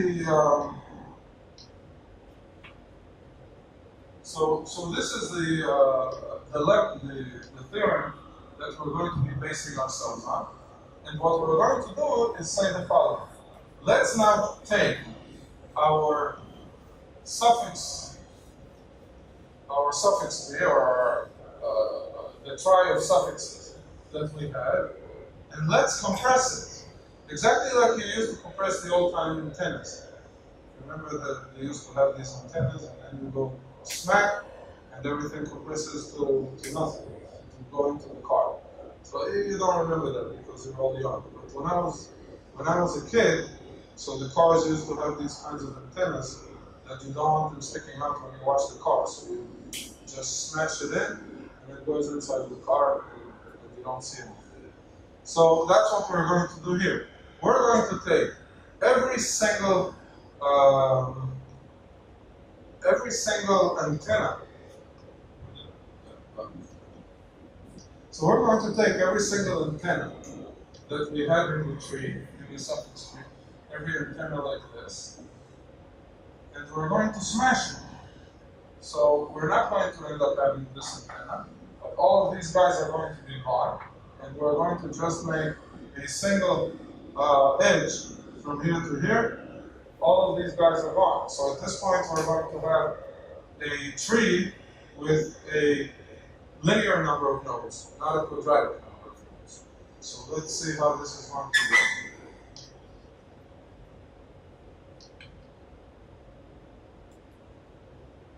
So we take this chain, we compress it. So in the example, if we had, this was the tree that we had, and look how many nodes we had, that's what we got, the quadratic number of nodes. But if we're going to smash all of these guys together, we contract it, so we have now this tree that has one root and n leaves, and that's it. So the tree is of size O of n. Now, the question is this. You're saying, fine, well, when you're talking about trees, it's good, but what are we doing here? Horticulture? I mean, we are doing, this tree was here, not in order to have fun with trees, because we're not gardeners, but it was because we needed it for indexing. Can we still use it for indexing? The answer is yes, you can, because we don't care that there was not a node there. Let's put all the information that there was on this entire path. We'll put it on the edge. And so whenever we're looking for something, if what we're looking, so we're looking, let's say, for A, B, C. So we go down the tree, and we have a split to an A and a B and a C. Okay, the split is still there in our new tree. So we go to the A. Now, could be that after the A, there's no one edge to the B and one edge to the C and whatever, but after the A, we have a single edge, and on it is written BC. Why would that happen? Because every time that there's an A in the text, there's a BC following it. So there's no split. There's never going to be an A, B, and something else. It's always A, B, and after that, C. Fine, we're looking for A, B, C. So we find the A, and then we go on the edge that starts with a B, but we're looking for a C. So we continue, C, and if there's a D there also, we go and we look at the D. If we were looking for B, E, and it doesn't exist, then we go on that edge, we see a B, and the next element is C, and there's no split. So there is no B, so we know that what we're looking for is not there. In short, this thing works. Let's see if we can show it on another example. Let's see the example that we did before, and then we'll see exactly why it doesn't really matter. Okay, yeah, this is a good tree. So this was our tree, and as you can see,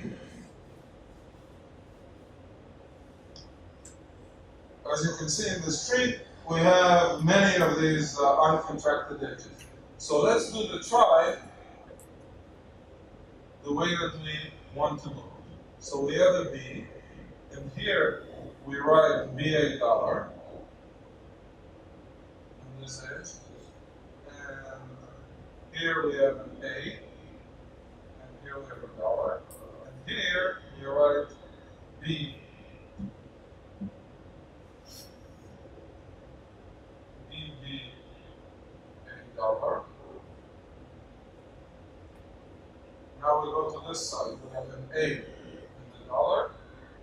have the B and VAR. And here we have an ABBAR.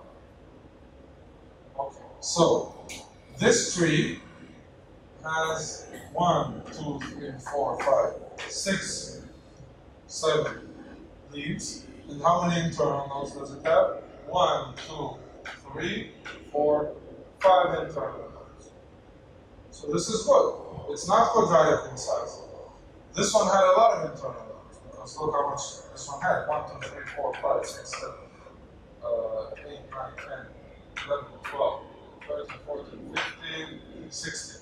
This one had 16 internal nodes, which is more than 2 times 8. And in fact, that's, and in general, though, it would be something that would have O of n squared internal nodes. So, however, although this tree is compact, that is why it's called the compacted suffix tri, or, so that's the definition of a suffix tree. So, one second, but I want to just finish this and then I'll get to you. But if we're looking for something, so suppose we're looking for BC. Is BC in the tree? So we go here, and here's a B. Good. Now, we need the C. Well, there's one child that goes to A and one child that goes to B. So I don't have the BC. Good. But suppose I'm looking now for BBC. I don't know why anybody would want to look for BBC, but okay. So suppose we're looking for BBC. And so we go, okay, B, and then there's another B, but then I see that here on this edge I have an A, not a C. So I say, well, no BBC, good, happy. Why? How do I know it's not there? Because if it was, then there would have been a split here to an A and a C. There wasn't a split, it means we don't have BBC. Similarly, if I'm looking for A, B, B, okay? So I go to A, I go to B, then I say, well, there's an A here, and I continue. A, B, then A, B, B. Okay, I found the A, B, B. So it exists. If I was looking for A, B, C, then I would go A, B, and I don't see a C, so I don't find it. In short, all the information of the suffix that enabled us to do the indexing in the time that we wanted, to answer the queries in the time that we wanted to answer, is still here, but the tree only has O of n nodes rather than O of n squared nodes. Okay, so now, your question.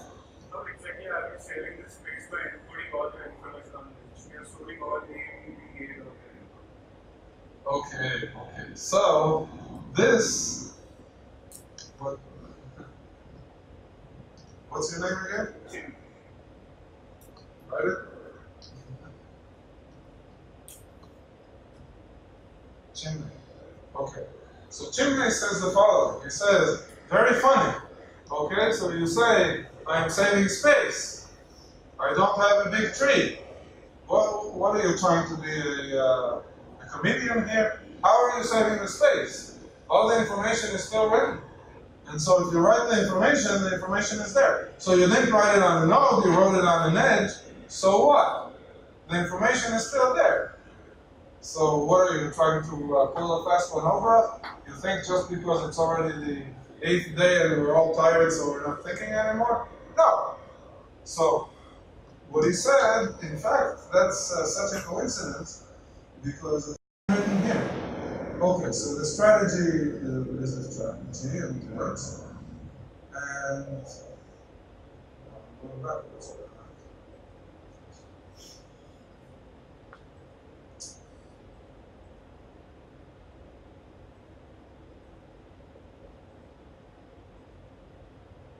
Okay, so what he says is exactly written here. Very funny. We still have to write on the edges the text for comparison purposes. And that is still O of n squared, even though the tree has O of n nodes. But the answer is, okay, relax. It's not that I think that you're not thinking, but they're really, O of n words are really sufficient. Why are O of n words sufficient? Because I don't really need to write this information on the edges. Why not? Because what is this information? This information are substrings of the text. If the text is of length O of n, and it's sitting in memory, and I can always go and access the text. So in fact, on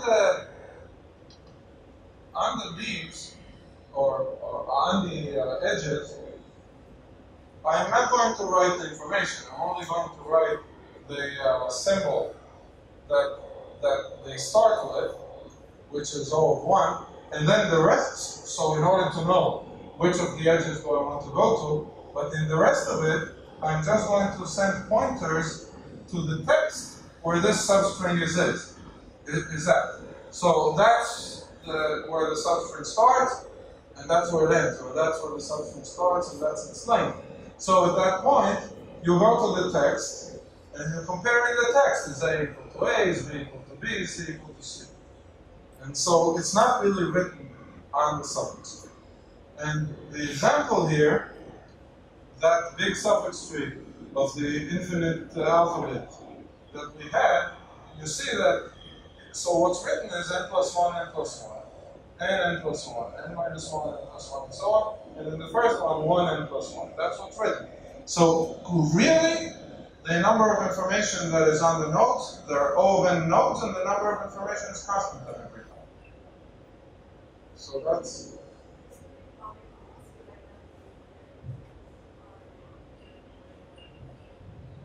The log n bits that we're talking about now is mixing apples and oranges, because we're in a random access machine. We assume that our computer word has log n bits. We assume that we do a random access to an address of length log n. It's not log n time to the access. So we are in a random access machine. All of n word operations, and so O of n words is what we use.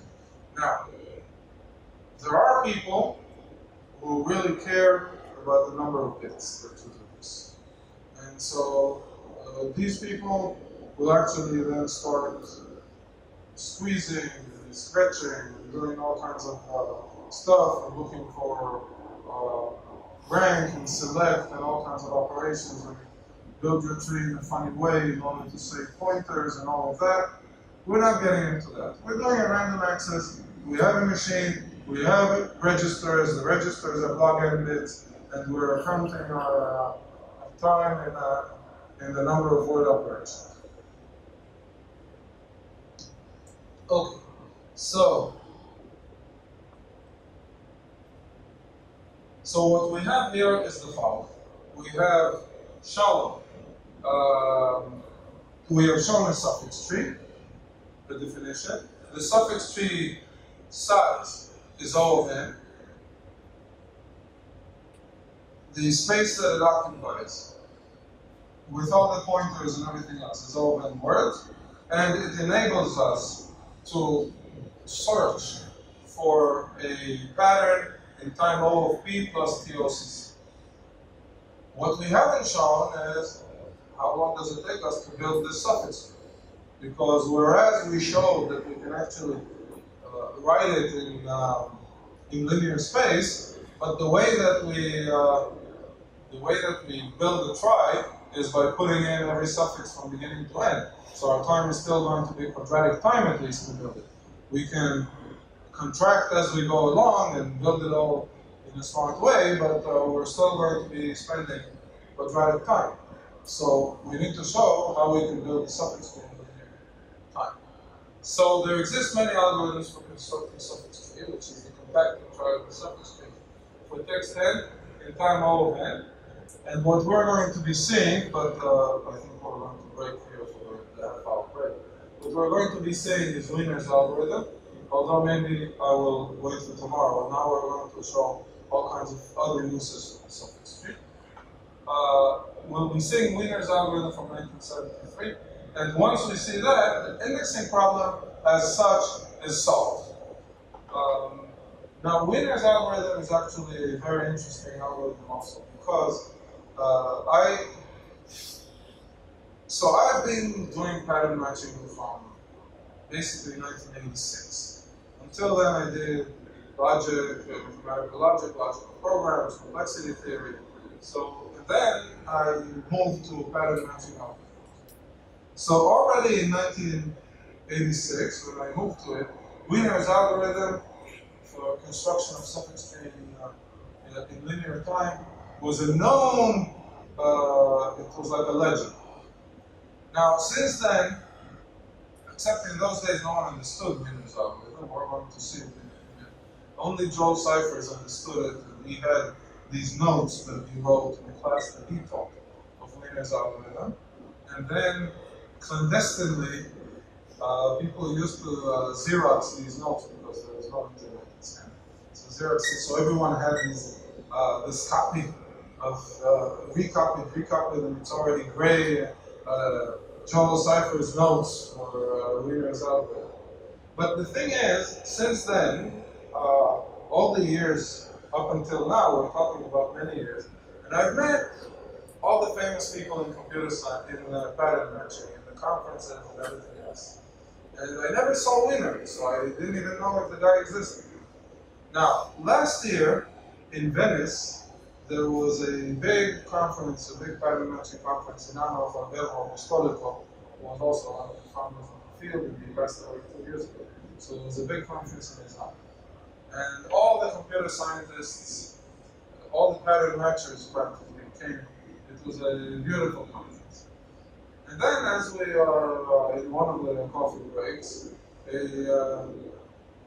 fellow comes over to me and says to me, would you mind if I take a picture of you? So I said, what a picture, please. He also one of my descendants, the guy looked even older than me. So I said, what are you doing in the picture? He said, no. I'm a professional photographer. I have a studio in Paris, but I want to do a project of pictures of all the famous stringologists. So I'm taking them apart. I set up a studio here on the side, and I'm taking one by one people apart. It's going to take no more than half an hour, and I'm going to choose a good picture out of that for this project. I said, wow, that's interesting. Why would you want to do a project of stringology people? He says, because I started with stringology. Really? Who are you? Peter Wiener. So this was Peter Wiener. And I said, wow, you're Peter Wiener. So right away I took my camera and I took his picture. I said, now I know that you exist. So Peter Wiener left the world of computer science, became a world-renowned photographer. And so I finally met him a year ago, and he's really the sweetest person.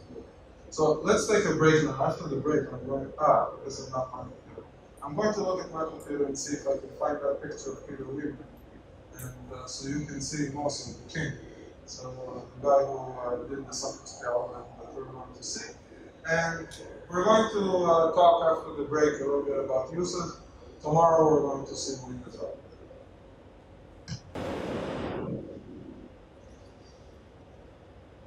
Okay, so I told you about the picture of Wiener. That is the picture I took of Peter Wiener in Venice. And it turns out that even without planning it, the background was really good because you see a crown here. There was a crown in the wall and in the back. It was one of these old palaces in Venice. So this was the picture that I took. But since when I was looking for that picture, I also found out he sent me the pictures that he took of the people who do computer science. So if you're one of those people who like to put a face together, I mentioned some names here as we were talking. So you can see here. Some of the pictures that he took. So this is Galil, whom I mentioned even today. I think he is now the dean of the College of Computing at Georgia Tech, and he is the one who coined the term stringology. We're going to see more of him in a minute. So this is Raffaele Giancarlo. He is from Italy, of course. I don't know if you can see. Oh, sorry. This is Roberto Grossi. This is Raffaele Giancarlo, and this is Paolo Ferraggi. This is the Italian contingent. Paolo is actually, so Paolo, we're not going to talk about it, but when it comes to compressed matching, the FM index, so the F is Ferragio. So he was one of the people who worked on that. Moshe Levinstein, who is from Bar-Ilan University, is also my former PhD student. If you remember the Fisher-Patterson algorithm, the one that showed how to do pattern matching with don't cares using the FFT. So this is Mike Fisher. Maxime Cosmore, who was one of our co-authors on the rotation algorithm. He's also one of the founders of pattern matching. Between Cosmore, Apostolico, and Galil, these are some of the founders of the field. Kunzu Park is the Korean part of the pattern matching guys. And this is Juha Karkinen from the Scandinavian people. Gregory Kuchev, I don't know what to say about his origin because he's actually Russian, but now he lives in Paris. So he's not French, but he came from former Soviet Union. Pino Italiano, Gene Myers. Now, Gene Myers was the chief science officer of Celera Genomics when they actually did the original sequencing of the genome. So that's Gene Myers. Gadi Landau, we're going to see more of him today, but we've seen his name before in a number of occasions. And he is actually the reason that I changed the pattern matching, because when I was at the University of Maryland doing complexity, Gadi Landau came by right after he finished his PhD, and he was showing his way all over the world because he was looking for a job. So he gave a talk at the University of Maryland, and the talk interested me, and we met to discuss it, and the rest is history. So I went into pattern matching. So together, I think we wrote about 38 papers. Esko Ukkonen. Now, Ukkonen is the one that I showed you from the Fredrickson Ukkonen definition of the rotation. So that's Esko Ukkonen. And I should say that he's also one of the founders. So there's the original group was Esko, Maxime Cosmore, Alberto Apostolico, it's Galil. So these are the founders. Kostas Siliopoulos is in King's College, and I think we mentioned him also, yes, because he was he did the original work on weighted matching, on the weighted sequence. So that was Kostas and his group. Well, you know. And this is a group photo that was taken of all the people in Venice at the time. So, even those that Wiener did put in his project. So the people in his project were the pictures I showed you. Those were the ones that he chose after half an hour sitting each one. So you can judge for yourself if you're photo aficionados, if you like it or not. But that was Wiener's project. Okay, so back to where we were.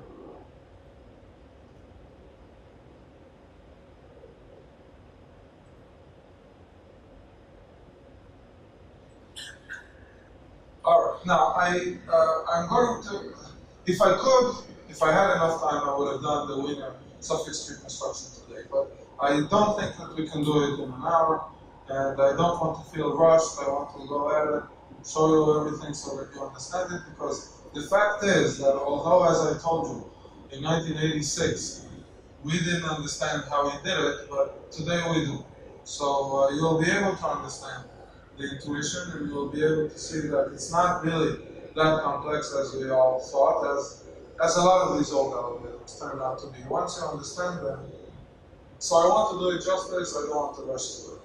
But together with the suffix tree, there was another really important tool that came out more or less at the same time, and that was the lowest common ancestor in the tree. So what's the lowest common ancestor? The idea is the following, and again, this is one of these pre-processing and query type of operations. So you're given a tree, and what you want to do is pre-process it in time that you can enable the following types of queries. Given two nodes, A and B, in the tree, what you want to find is the node X that is the lowest common ancestor of A and B. Okay, so in this example, suppose this is the tree that I have, and if I ask you who is the lowest common ancestor of 18 and 13, so here is 13, here is 18, the lowest common ancestor is this 8. Okay, so you want the lowest element in the tree that is also an ancestor of 18 and also an ancestor of 13. Similarly, if you want the lowest common ancestor of 17 and 11, so this is 17, this is 11, the lowest common ancestor is 3. Because if you go any lower, you already miss one. This is where you actually split out to 17 and 11.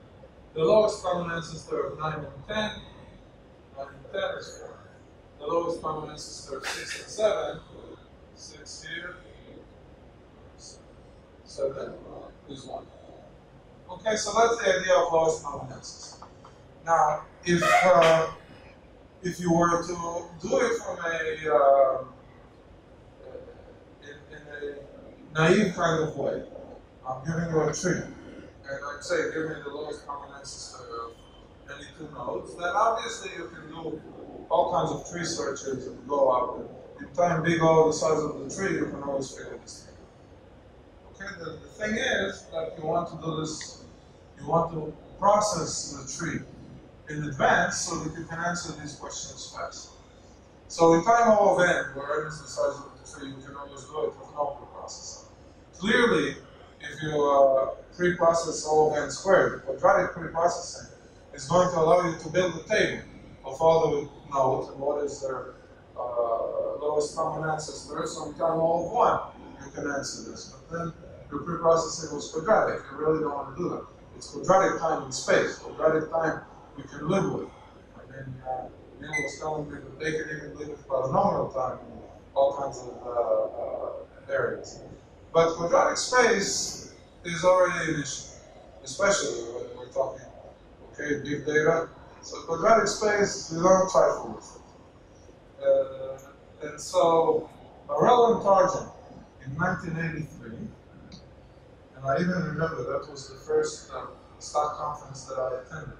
So Arel and Tarjan in 1983 showed that one can process an n-node tree, free process, in linear time, and answer subsequent LCA queries in time in constant time. So this is already surprising, okay? You do a linear time pre-processing that allows you, I pinpoint two nodes, and you find the lowest common ancestor in time O of 1. That's already exciting. Now, I'm going to show you this algorithm also, but not Arel and Tarjan's algorithm, because again, there are many other algorithms. What I will show you is Omer Berkman's algorithm, which is really not the simplest out there, but it has so many cute ideas, in general, algorithmic ideas, that it's just fun to look at. So we're going to see Berkman's algorithm for the lowest common ancestor. So I had to make choices, of course. So for the suffix tree construction, there are at least a dozen different algorithms. And each one has its pluses because one of them is backwards, one of them is forwards, one of them is online. Some are not online, but they use less space. Some are quasi real time, or even real time for fixed alphabets, and some are not. And some are not real time in the sense that they're amortized linear time, but if you want to actually have your input coming in constantly and update the tree in constant time per input, so that you still have a suffix tree, they don't work. So, but it's amortized linear time. So there are all kinds of algorithms, and the choice needed to be made. There were also parallel algorithms for suffix reconstruction in the past, in the happy 80s, when parallel algorithms were exciting. So, so I chose Wiener's algorithm, and for LCA also, there are a number of algorithms out there, and I chose Berkman's algorithm. It was initially, in fact, even a parallel algorithm, but its sequential version is interesting. It has many interesting things. But why? So suffix trees, we know why we want the suffix tree, because we had the indexing problem. We solved it, and the suffix tree did it. So it's important and it's exciting. But what do we care about the LCA? It looks more like some sort of a data structure or a graph theoretic problem. Why do we care about the LCA? Well, the reason we care is because of the revolutionary observation that Galileo had in 1984 that actually enabled an unbelievable amount of results. And his observation was the following. Okay, so suppose that, so we have the suffix tree, and it's good for indexing, but the suffix tree is a tree. Suppose we pre-process the suffix tree for LCA, and then we do LCA queries on the suffix tree. What does it mean? What does it mean for an LCA query, not on just any old tree, but on the suffix tree, itself? So if you think 2 minutes, you will come to this realization. But he was the first one who came to this realization, and all of a sudden, he had a weapon that allowed him to solve a whole series of hard questions that have just been defined a couple of years before as the open problems in stringology. So Galil, I think it was in 1982, in Maratea in Italy, there was a big NATO conference in which the stringologists of the day showed up in that conference. And so obviously in 1982, I was not a stringologist of the day. In fact, I was still in the army at the time. But I was doing logic as far as my research is concerned. So I finished my PhD in 82, and I was doing logic. So I only moved to stringology, as I told you, in 1985. And so, or 5 or 6. But in Maratea, Galil gave his famous, gave this talk, but that was the famous paper, Open Problems in Stringology. And he wrote 13 open problems that in string matching that he thinks that should be solved. And Landau, because of this observation, solved a couple of them already a year after. And I have to tell you that there's still some of those problems that haven't been solved until today. So of those 13 famous open problems in stringology, most have been closed, but not all. So in CPM 2000, Galil was an invited speaker, and he spoke about those open problems in stringology that have been closed, and which ones haven't. Some of them have been closed since, but not all. So, what was this observation of Galileo that was so revolutionary that I'm sitting here and watching poetic? Okay, so he said, take a suffix tree, and the LCA of AB is the longest common prefix of the substrings that end at AB. Because in a suffix tree, the lowest common ancestor is going to basically be a string. But that string, since this is the lowest common ancestor, and here is where we split, so that string is going to be the longest prefix of both of these strings, A and B. So A and B both are there because they are some suffixes, or they're beginning of some suffixes in the tree. However, the lowest common ancestor is going to be their longest common prefix. So the longest common prefix of any two strings in a big text is going to be the LCA. Now, why is this so revolutionary? Because think about it. What it means is that if you get, we're going to see some examples in a minute, but first let's think about this for a moment. So if I give you a string T, yeah, I can, in linear time, build a suffix tree using linear, because we're going to see tomorrow. And yeah, I can then, in linear time, pre-process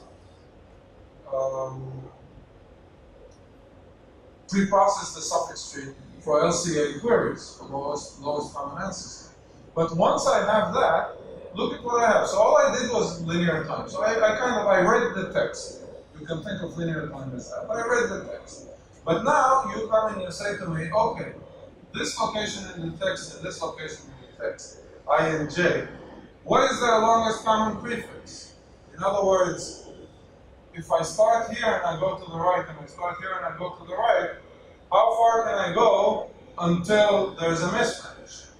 Well, the answer is O of 1. In O of 1 time, so in one skip, you can skip to the mismatch. This is unbelievable. In fact, one of the reasons I actually moved to this field, I told you, Gadilanda was the one who converted me. But when he said he can do this in constant time, I told him I don't believe you. You can't do that. How can you do that? How can you in constant time know that these guys are the same? But once you put together all of these observations, this is how you do it in constant time. So now let's see some real problems that can be solved by putting these two things together.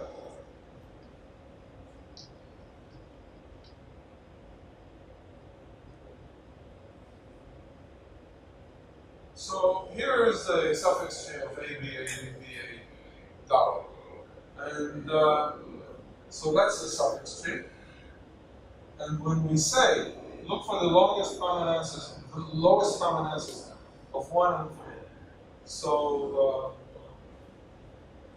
where is it? 1 and, what is it? 1 and 2, sorry.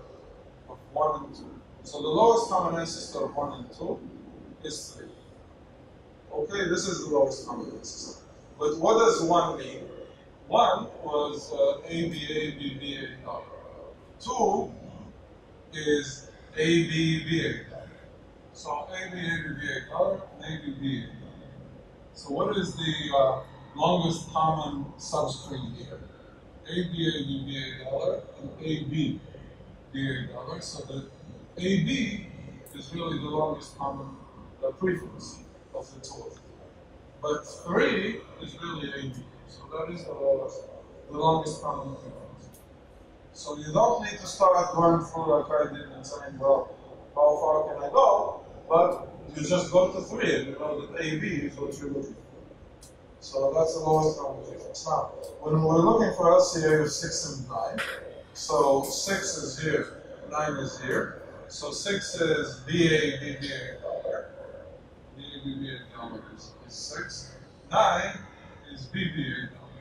So BA, dollar, and BBA dollar, the longest common prefix is just B. But again, if you look at 6 and 9, the lowest common ancestor is this one, is 10. And 10 is actually the substring B. So you know that that's the lowest common prefix. And so on. Now, if you look for, what about two prefixes that don't have, two suffixes that don't have a common prefix? So for example, when we're doing it, the LCA of 5 and 9, so 5 is this one, $8. 9 is, 9 is this one, BBA dollar. So $8 and BBA dollar don't have any common prefix because they already start with a different symbol. Okay, what's the LCA going to give you? So you have 9 and, what is it, 5 and 9. So here is 9. It's 5 and 9. So here's 5 and this is 9. Their LCA is the empty string. So yes, they don't have any common prefix. So this allows us to find or to do this operation that so amazed me in constant time. And when we put these things together, then we can get all kinds of. We'll start by alternate algorithms for things that we know how to do, and then we're going to say some algorithms for things that we don't know how to do. First of all, an alternate string matching algorithm.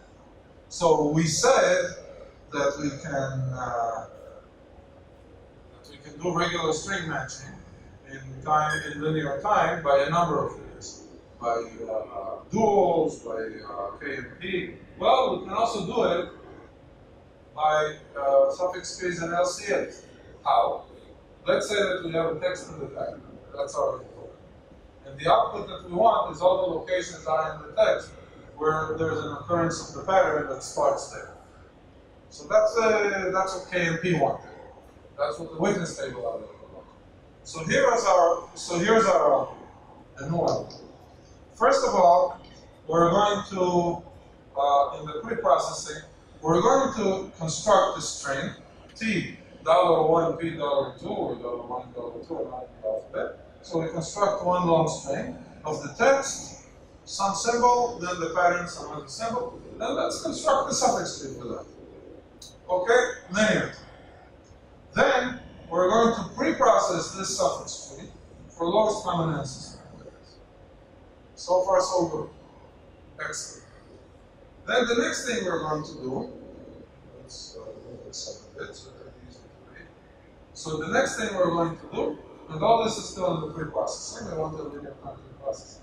For every node V in the suffix tree, let's write the length of the suffix tree from the root to the node. So you can do a DFS on the suffix tree, which is also linear time because the suffix tree is of linear size. So do a DFS, but keep counting what's the length of every substring and every edge up until every node that you're at, and write it on the node. So all I want to know is for every node, what's the length of the substring from the root of the tree until the node. Okay, so you agree that we can do this in linear time. So far, so good. But now, let's go to the text scenario. And here's the algorithm. The indices that you're interested at are I goes from 1 to n minus n plus 1. These are all the indices where it's possible that the pattern starts. Okay, so do the following. Look at the length of the LCA of Ti and the key. Now Ti is the ith suffix. The ith suffix has a node in the suffix tree. So go to that node. Go to the node where the pattern starts, and look for the longest common ancestor. And then ask yourself, what is the length of that longest common ancestor? The length, remember, that's going to be the length of the path from the origin of the tree, from the root of the tree, until where you are now. Now, suppose that x is greater than or equal to n. It can't only be greater, but suppose, I don't want to get into trouble. So, suppose that x is m. What does it mean? It means that the longest common prefix between index I and the substring starting at the pattern is of length m. What does it mean? That the pattern occurs there. So in time O of 1, you know that there is a match in location I. Otherwise, there is no match. So you just do this loop. You work O of 1 time on every iteration of the loop. In time O of n, you got all your answers. And so the pre-processing, as we said, was O of n plus n times log of the minimum of this. So let's forget this. We're going to see that once we go to suffix. But what it means is that the pre-processing for a fixed alphabet is linear. The alphabet is not fixed. We have a gradation. But for at least for constant size alphabets, like in DNA, in O of n plus n time, we did the construction of the suffix tree. In O of n time, we did the pre-processing for the LCA. Then there's O of n time that we did the DFS in order to write this L. And then for the scanning, it's exactly all n, because we have a loop of n times, and we work constant time on the loop. So here we are, new algorithm for pattern matching using suffix trees and LCS. And so again, keep in mind, so remember that if in a pictorial way, what we did is the following. And this is a trick that we're going to do many times. So you take the text, you somehow separate it from the pattern, and you put the pattern here, and you construct the suffix tree for all of that. Now, what does this algorithm actually say to do? It says you go suffix by suffix, and once you get the leaf of that suffix in this leaf, go to the lowest common ancestor. The lowest common ancestor, the path from the root to the lowest common ancestor is really the longest common prefix here. And if that is of length n or more, it means that the entire pattern actually appears here in this location. The entire pattern. So that's what this algorithm says to do. Now, obviously, you're not going to do this algorithm for exact matching, but the whole idea is to see how you can combine these two things. Oh, there was even an example here. You know what? Let's look at the example then. The suffix tree again of the text is this thing, and here I wrote T1, T3, T6, T2, T5, T4, the names of the different suffixes that are relevant to us, 1, 2, 3, 4, 5, 6. And then TP, and then P is going to be this. So we concatenated the two of them and constructed the suffix tree. This is going to be the suffix tree. And then you start from T1 and P, and you look for the LCA. Here the LCA is this one, the length is 2. So indeed, AB occurs in location 1. Then you do LCA of T2 and B. Well, that's here, that's 0. And indeed, you see this starts with a B, so the common prefix is of length 0. Then you do LCA of T3P, and it's 2, so again, it starts with AB. You do the LCA of T4P, T4P, 0, because 4 starts with a B, and P starts with an A. And then T5, which is the last one we care about, which is also 0, because it starts with a B and we have A. So these are our results, and we do it all of one time to get each one of this. This construction was done in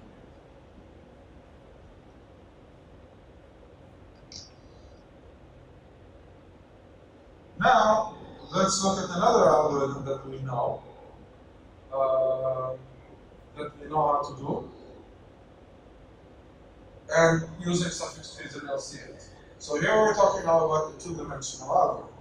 Remember, the two-dimensional algorithm, Bird and Baker are the ones who said, well, use A1 Karasek, find all the starts.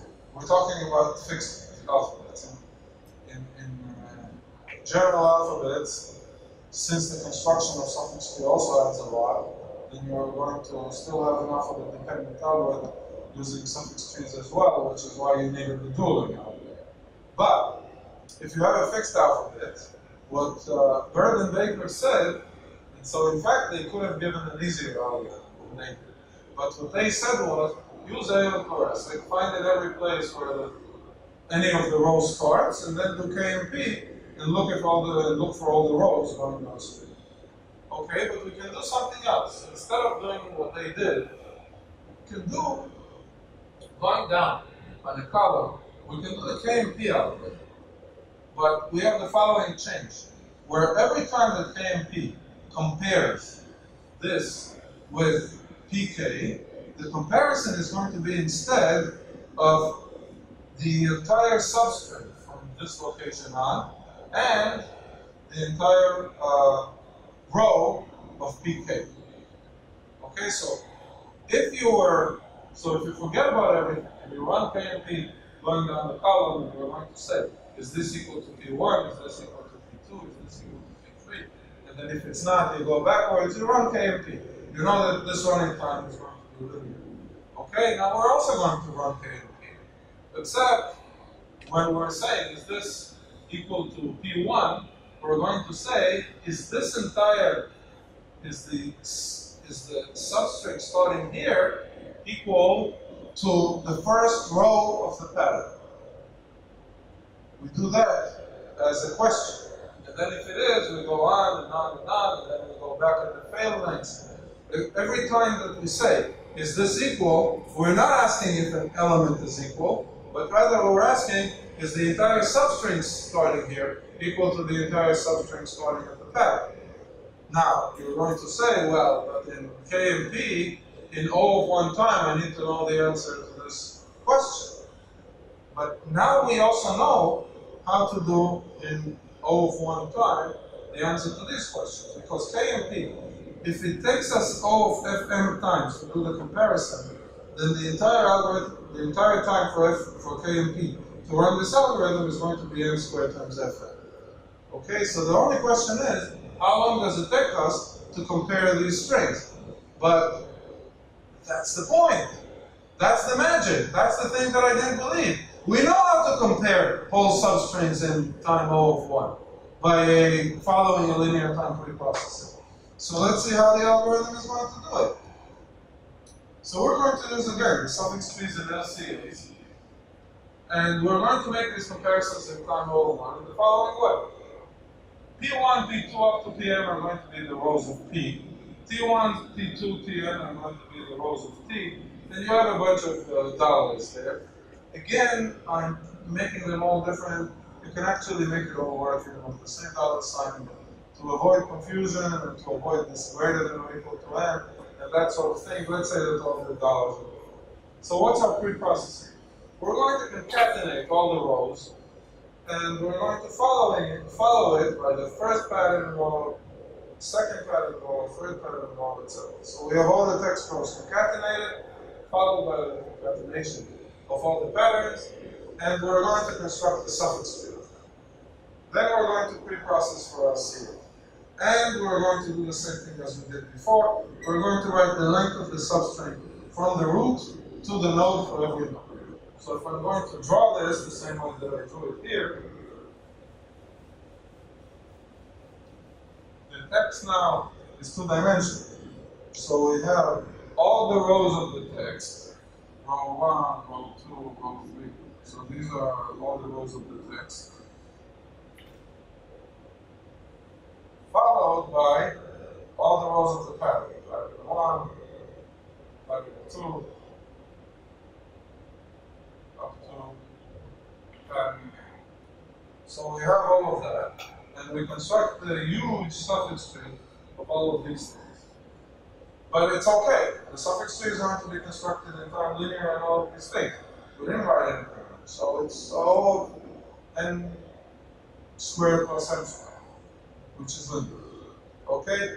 Then we pre-process this tree for LCA. That's also pre-processed in linear time. And now we also write for every node on this tree what's the length of the substring. Okay, so now we already know how to do our comparison subroutine. So when we want to compare Pij and Pk, okay, so we are going down some column, and we are in this row, T2J, let's say. So this is the place. And P2, let's say. So here. So we have these 2 points, and the question is, does P2 start in that location? We're doing K and P, and we're going down.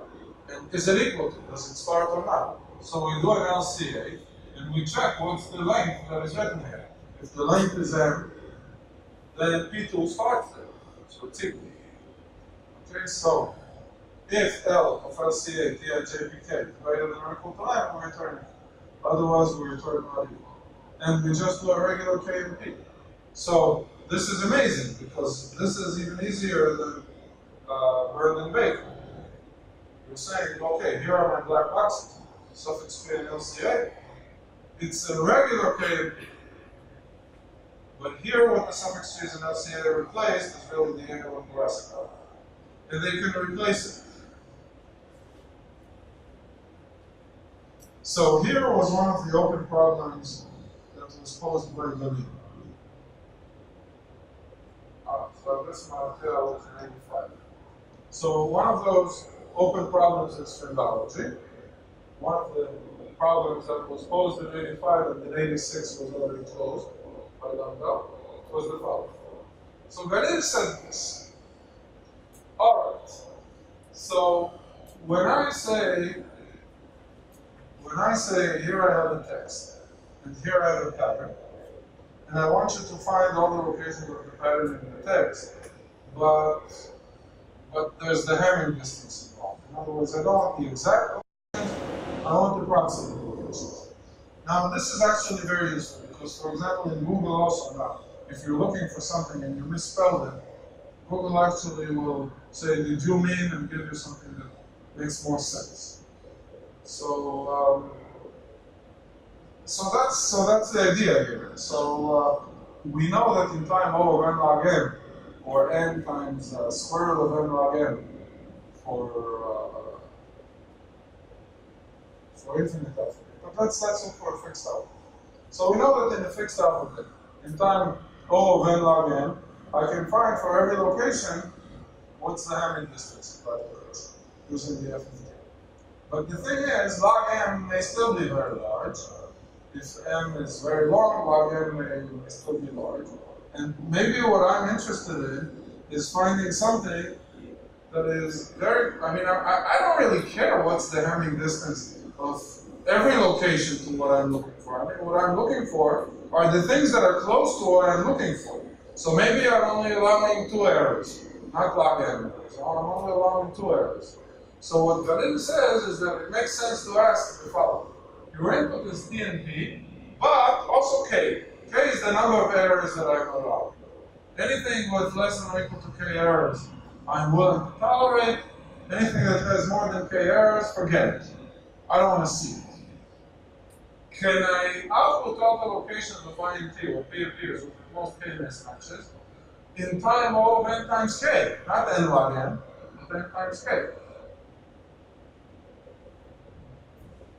So that was his question. And so, Landau in 1986 came out with a resounding yes and says, of course you can. I don't even know why you're asking such a simple question. All you need is suffix trees and LCAs, and then you're going to be able to find it in time O of mk. How? So let's move this picture up.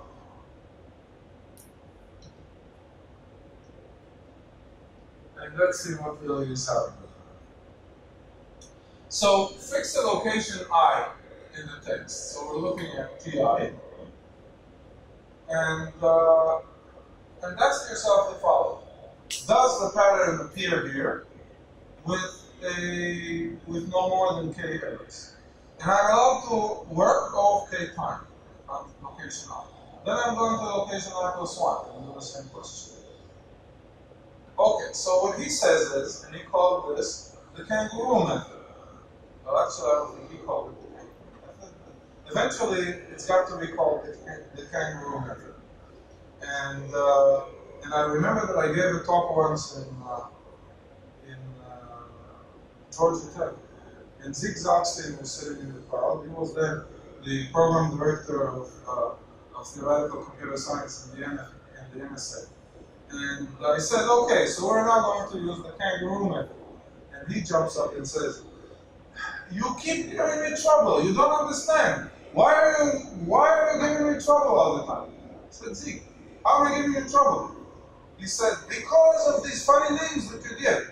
Do you understand how embarrassed I am when I have to sit there in front of congressmen and explain to them why the theoretical computer science group is funding something called the kangaroo method? Says, kangaroo, can't you find the serious thing? Can't you find a respectable name? What is this kangaroo? So, but the point is, so yeah, that was his complaint. And you see, that's the complaints of politicians are always funny. But because when you're a program numeric, you're already allocation. But why is it called the kangaroo map? Because here I am, standing on TI, and what I want to do is I tell the kangaroo here, please jump and tell me where is the first mismatch between the pattern and between the text coding here. So the kangaroo gives one jump and blends here. So this is a mismatch, and he says, all of this is actually a match. Okay, so I have one mismatch, but I'm allowed k mismatches. So the kangaroo jumps in, look, and he jumps in. So how many jumps does the kangaroo have to make? Well, you would think k, but not exactly, because if the kangaroo jumped k times, and we still didn't finish the pattern, is it okay or not? So he needs to jump k plus 1 times. He jumps one more time, k plus 1. And if now he's over at the end of the pattern, then I have k errors. And if the k plus 1's jump fell smack in the middle of this puddle and sprays all over, but I'm still in the middle of the pattern, then there's no pattern occurs. So, okay, so what are these jumps? How can I jump and go to the next error, to the next mismatch? And jump and go to the next mismatch, and jump and go to the next mismatch. Okay, so let's go back.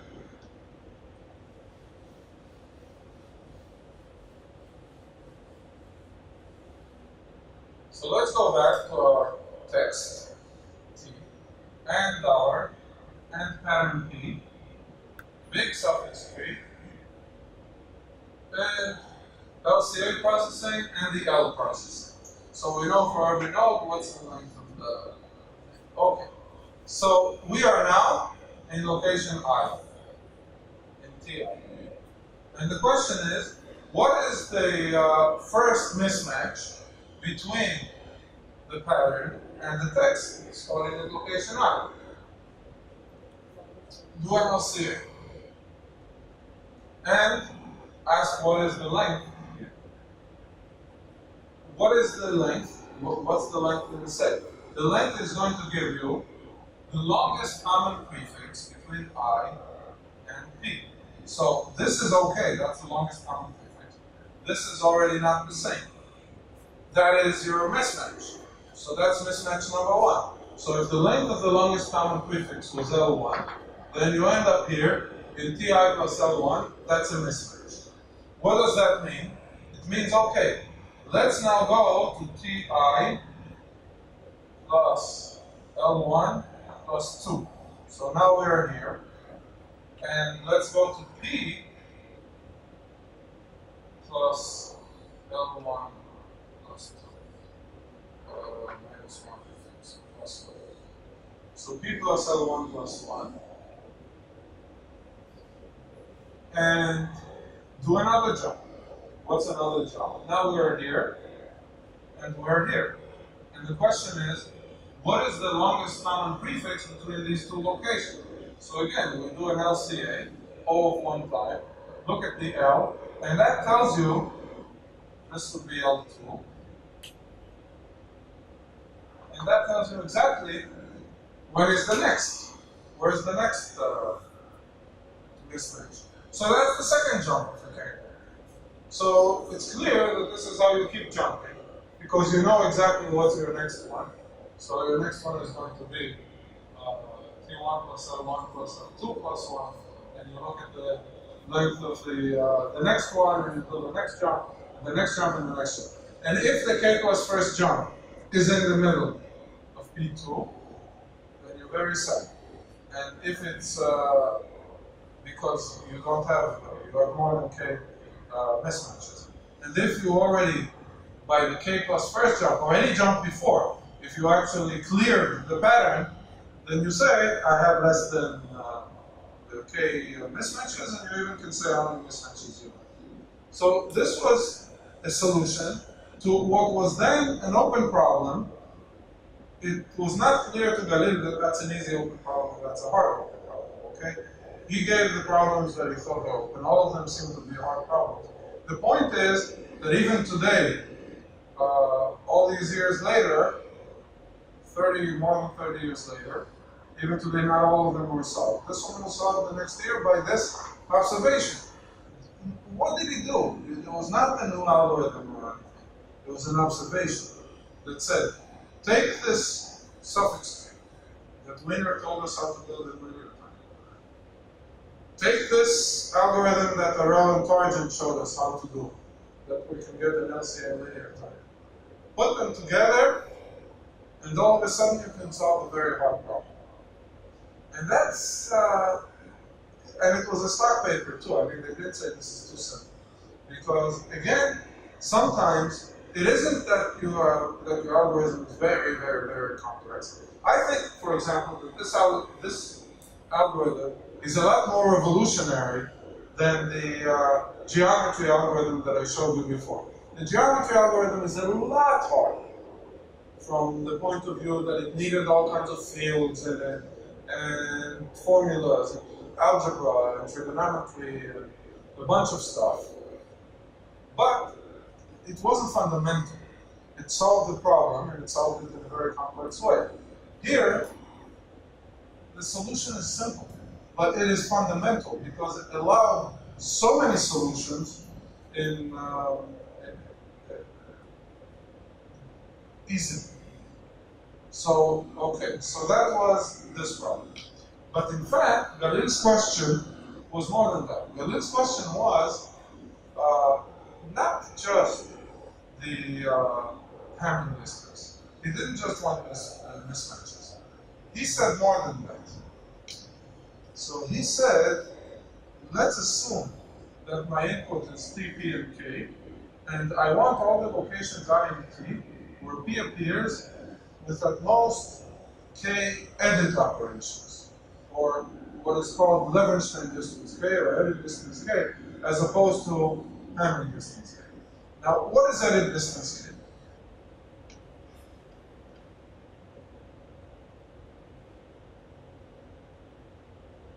So Levenshtein, back in 1966, which I certainly wasn't doing pattern matching in 1966. In fact, I was 10 years old, so I was doing some other math problems. But in 1966, Levenshtein said, well, okay, think about it. In 1966, they didn't really worry about the DNA. So it wasn't computational biology that was bothering people. So when you're looking for the types of errors on strings, it wasn't computational biology. It wasn't computer vision either, because in 1966, even Lena was only 10 years old or something. So they weren't doing computer vision either. So, but what were they doing? They had those typewriters where you went to those big arms went smack, smack, and they typed. So that's what they did have in 1966. Now what happens so the strings that they had were produced by typing. So this is what created the Hamming distance, because it says what happens if you push the wrong button with the typewriter. But it could be that you push not the wrong button on the typewriter, but rather because you're typing so fast. It could be that you pushed between two buttons, so 2 letters were typed instead of 1. Or you were typing so fast, you didn't type hard enough, and so a letter got disappeared, so it didn't get typed. So when you're typing, there are all kinds of errors that can happen. One of them is the mismatch, but one of them can be an insertion, when a superfluous letter was inserted, and one of them is a deletion, when the letter that should be there was deleted. So all of these things can happen. And if you count, so it's true that you can say, fine, but still, let's count mismatches. But you may be missing something. And here's why. Because suppose that your text was A, C, D, E, F, G, H, I, and your pattern was A, B, C, D, E, F, G, H. Okay? So, if you're counting mismatches, you're going to say, well, the pattern obviously doesn't appear here because look, 1, 2, 3, 4, 5, 6, 7 mismatches. I mean, there's only one letter that even matches, 7 of them don't. There's no pattern occurrence here by any stretch of the imagination. But on the other hand, remember, you were typing. So it could be that when you typed the text, the letter B was deleted. And so there was really only one error, this B that was deleted. At this point, okay, so the B was deleted, and the A matches, and everything else matches. So a single error is what there was here. And so you really would want to say, well, maybe this is a match for this word because just the symbol was deleted. One symbol. It can happen. So you would want that, even though there are 7 mismatches. Similarly, it could be that what happened was, as you were typing, this I somehow made its way in. And it shouldn't be there. But, so there was one insertion error. The I was inserted.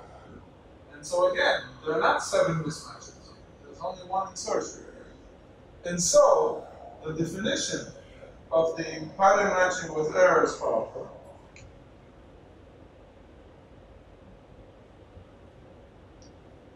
is the following. So we have a text, T1 through Tn. We have a pattern, T1 through Tn. So this is how you start every pattern matching problem. Okay. Now, for every occasion I, we want the minimum number of edit operations required to make P match a suffix of T1 through Ti. Okay? So here we are, and okay, it's actually defined backwards when I say a suffix of T1 through Ti rather than a prefix of Ti through the end. Because the way that this algorithm works, we find everything ending at the location rather than starting. If you really want starting, you can reverse everything, find everything else ending, then you got the starting. But at least the way that this algorithm works, you find the ending things. So the idea is this. Suppose that you have this text, and this is position I in the text. You want to say that the pattern occurs here with k errors if there are k insertion, deletions, and mismatches that I can stick in, that if I change the text appropriately according to that, the pattern is, lo and behold, is going to match. So if so, then I'm going to say that this is going to be my output here. But what I want in every location is the minimum k that would make the pattern fit into the text. So that is the k, not the k error, but that is the pattern matching with error problem. And again, so notice that usually we consider things starting at I and ending, but it's the same. If you want, you just reverse it. Okay, so the idea for solving this algorithm is dynamic programming. And I believe that that's also something that we're going to do for tomorrow, since we're getting close to the end here. So I don't want to overburden you. But so the idea is dynamic programming. But the dynamic programming algorithm is, because it's dynamic programming, is going to be of time O of n times n. And the question that Galil asked is the following. What if I don't want something of time O of n times n? Because like we said, in pattern matching, NM isn't great. You don't run home and brag to your mother, I can do something in O of n n time. Because she says, and who can't? I mean, this is, you don't brag about these things. You want to do faster than that. So Galil's question taken in this context was, I'm giving you k, okay? I don't want the minimum edit distance at every location, which you can find in time O of nm, and we're going to see how you do that, but I want to actually find the minimum. I'm giving you k, and I want to give me only the locations where k or less edit operations will give me a match. Because this k is reasonable. People may make up to k mistakes, but they're not going to make more than that. So can you do that now in time O of nk rather than O of nm? Now here, this was, again, we're going to see how we use suffix trees and LCAs, or we here, types of lambda. This is all part of this PhD. I will use suffix trees in LCA in order to solve it, but there's going to be even an added twist that is really, really interesting here. So once we're going to understand how the dynamic programming in time all of NM works, we're going to see what Galileo did with that dynamic programming and suffix trees and LCAs in order to answer Galil's question. So that's what we're going to do tomorrow, hopefully at 9 o'clock.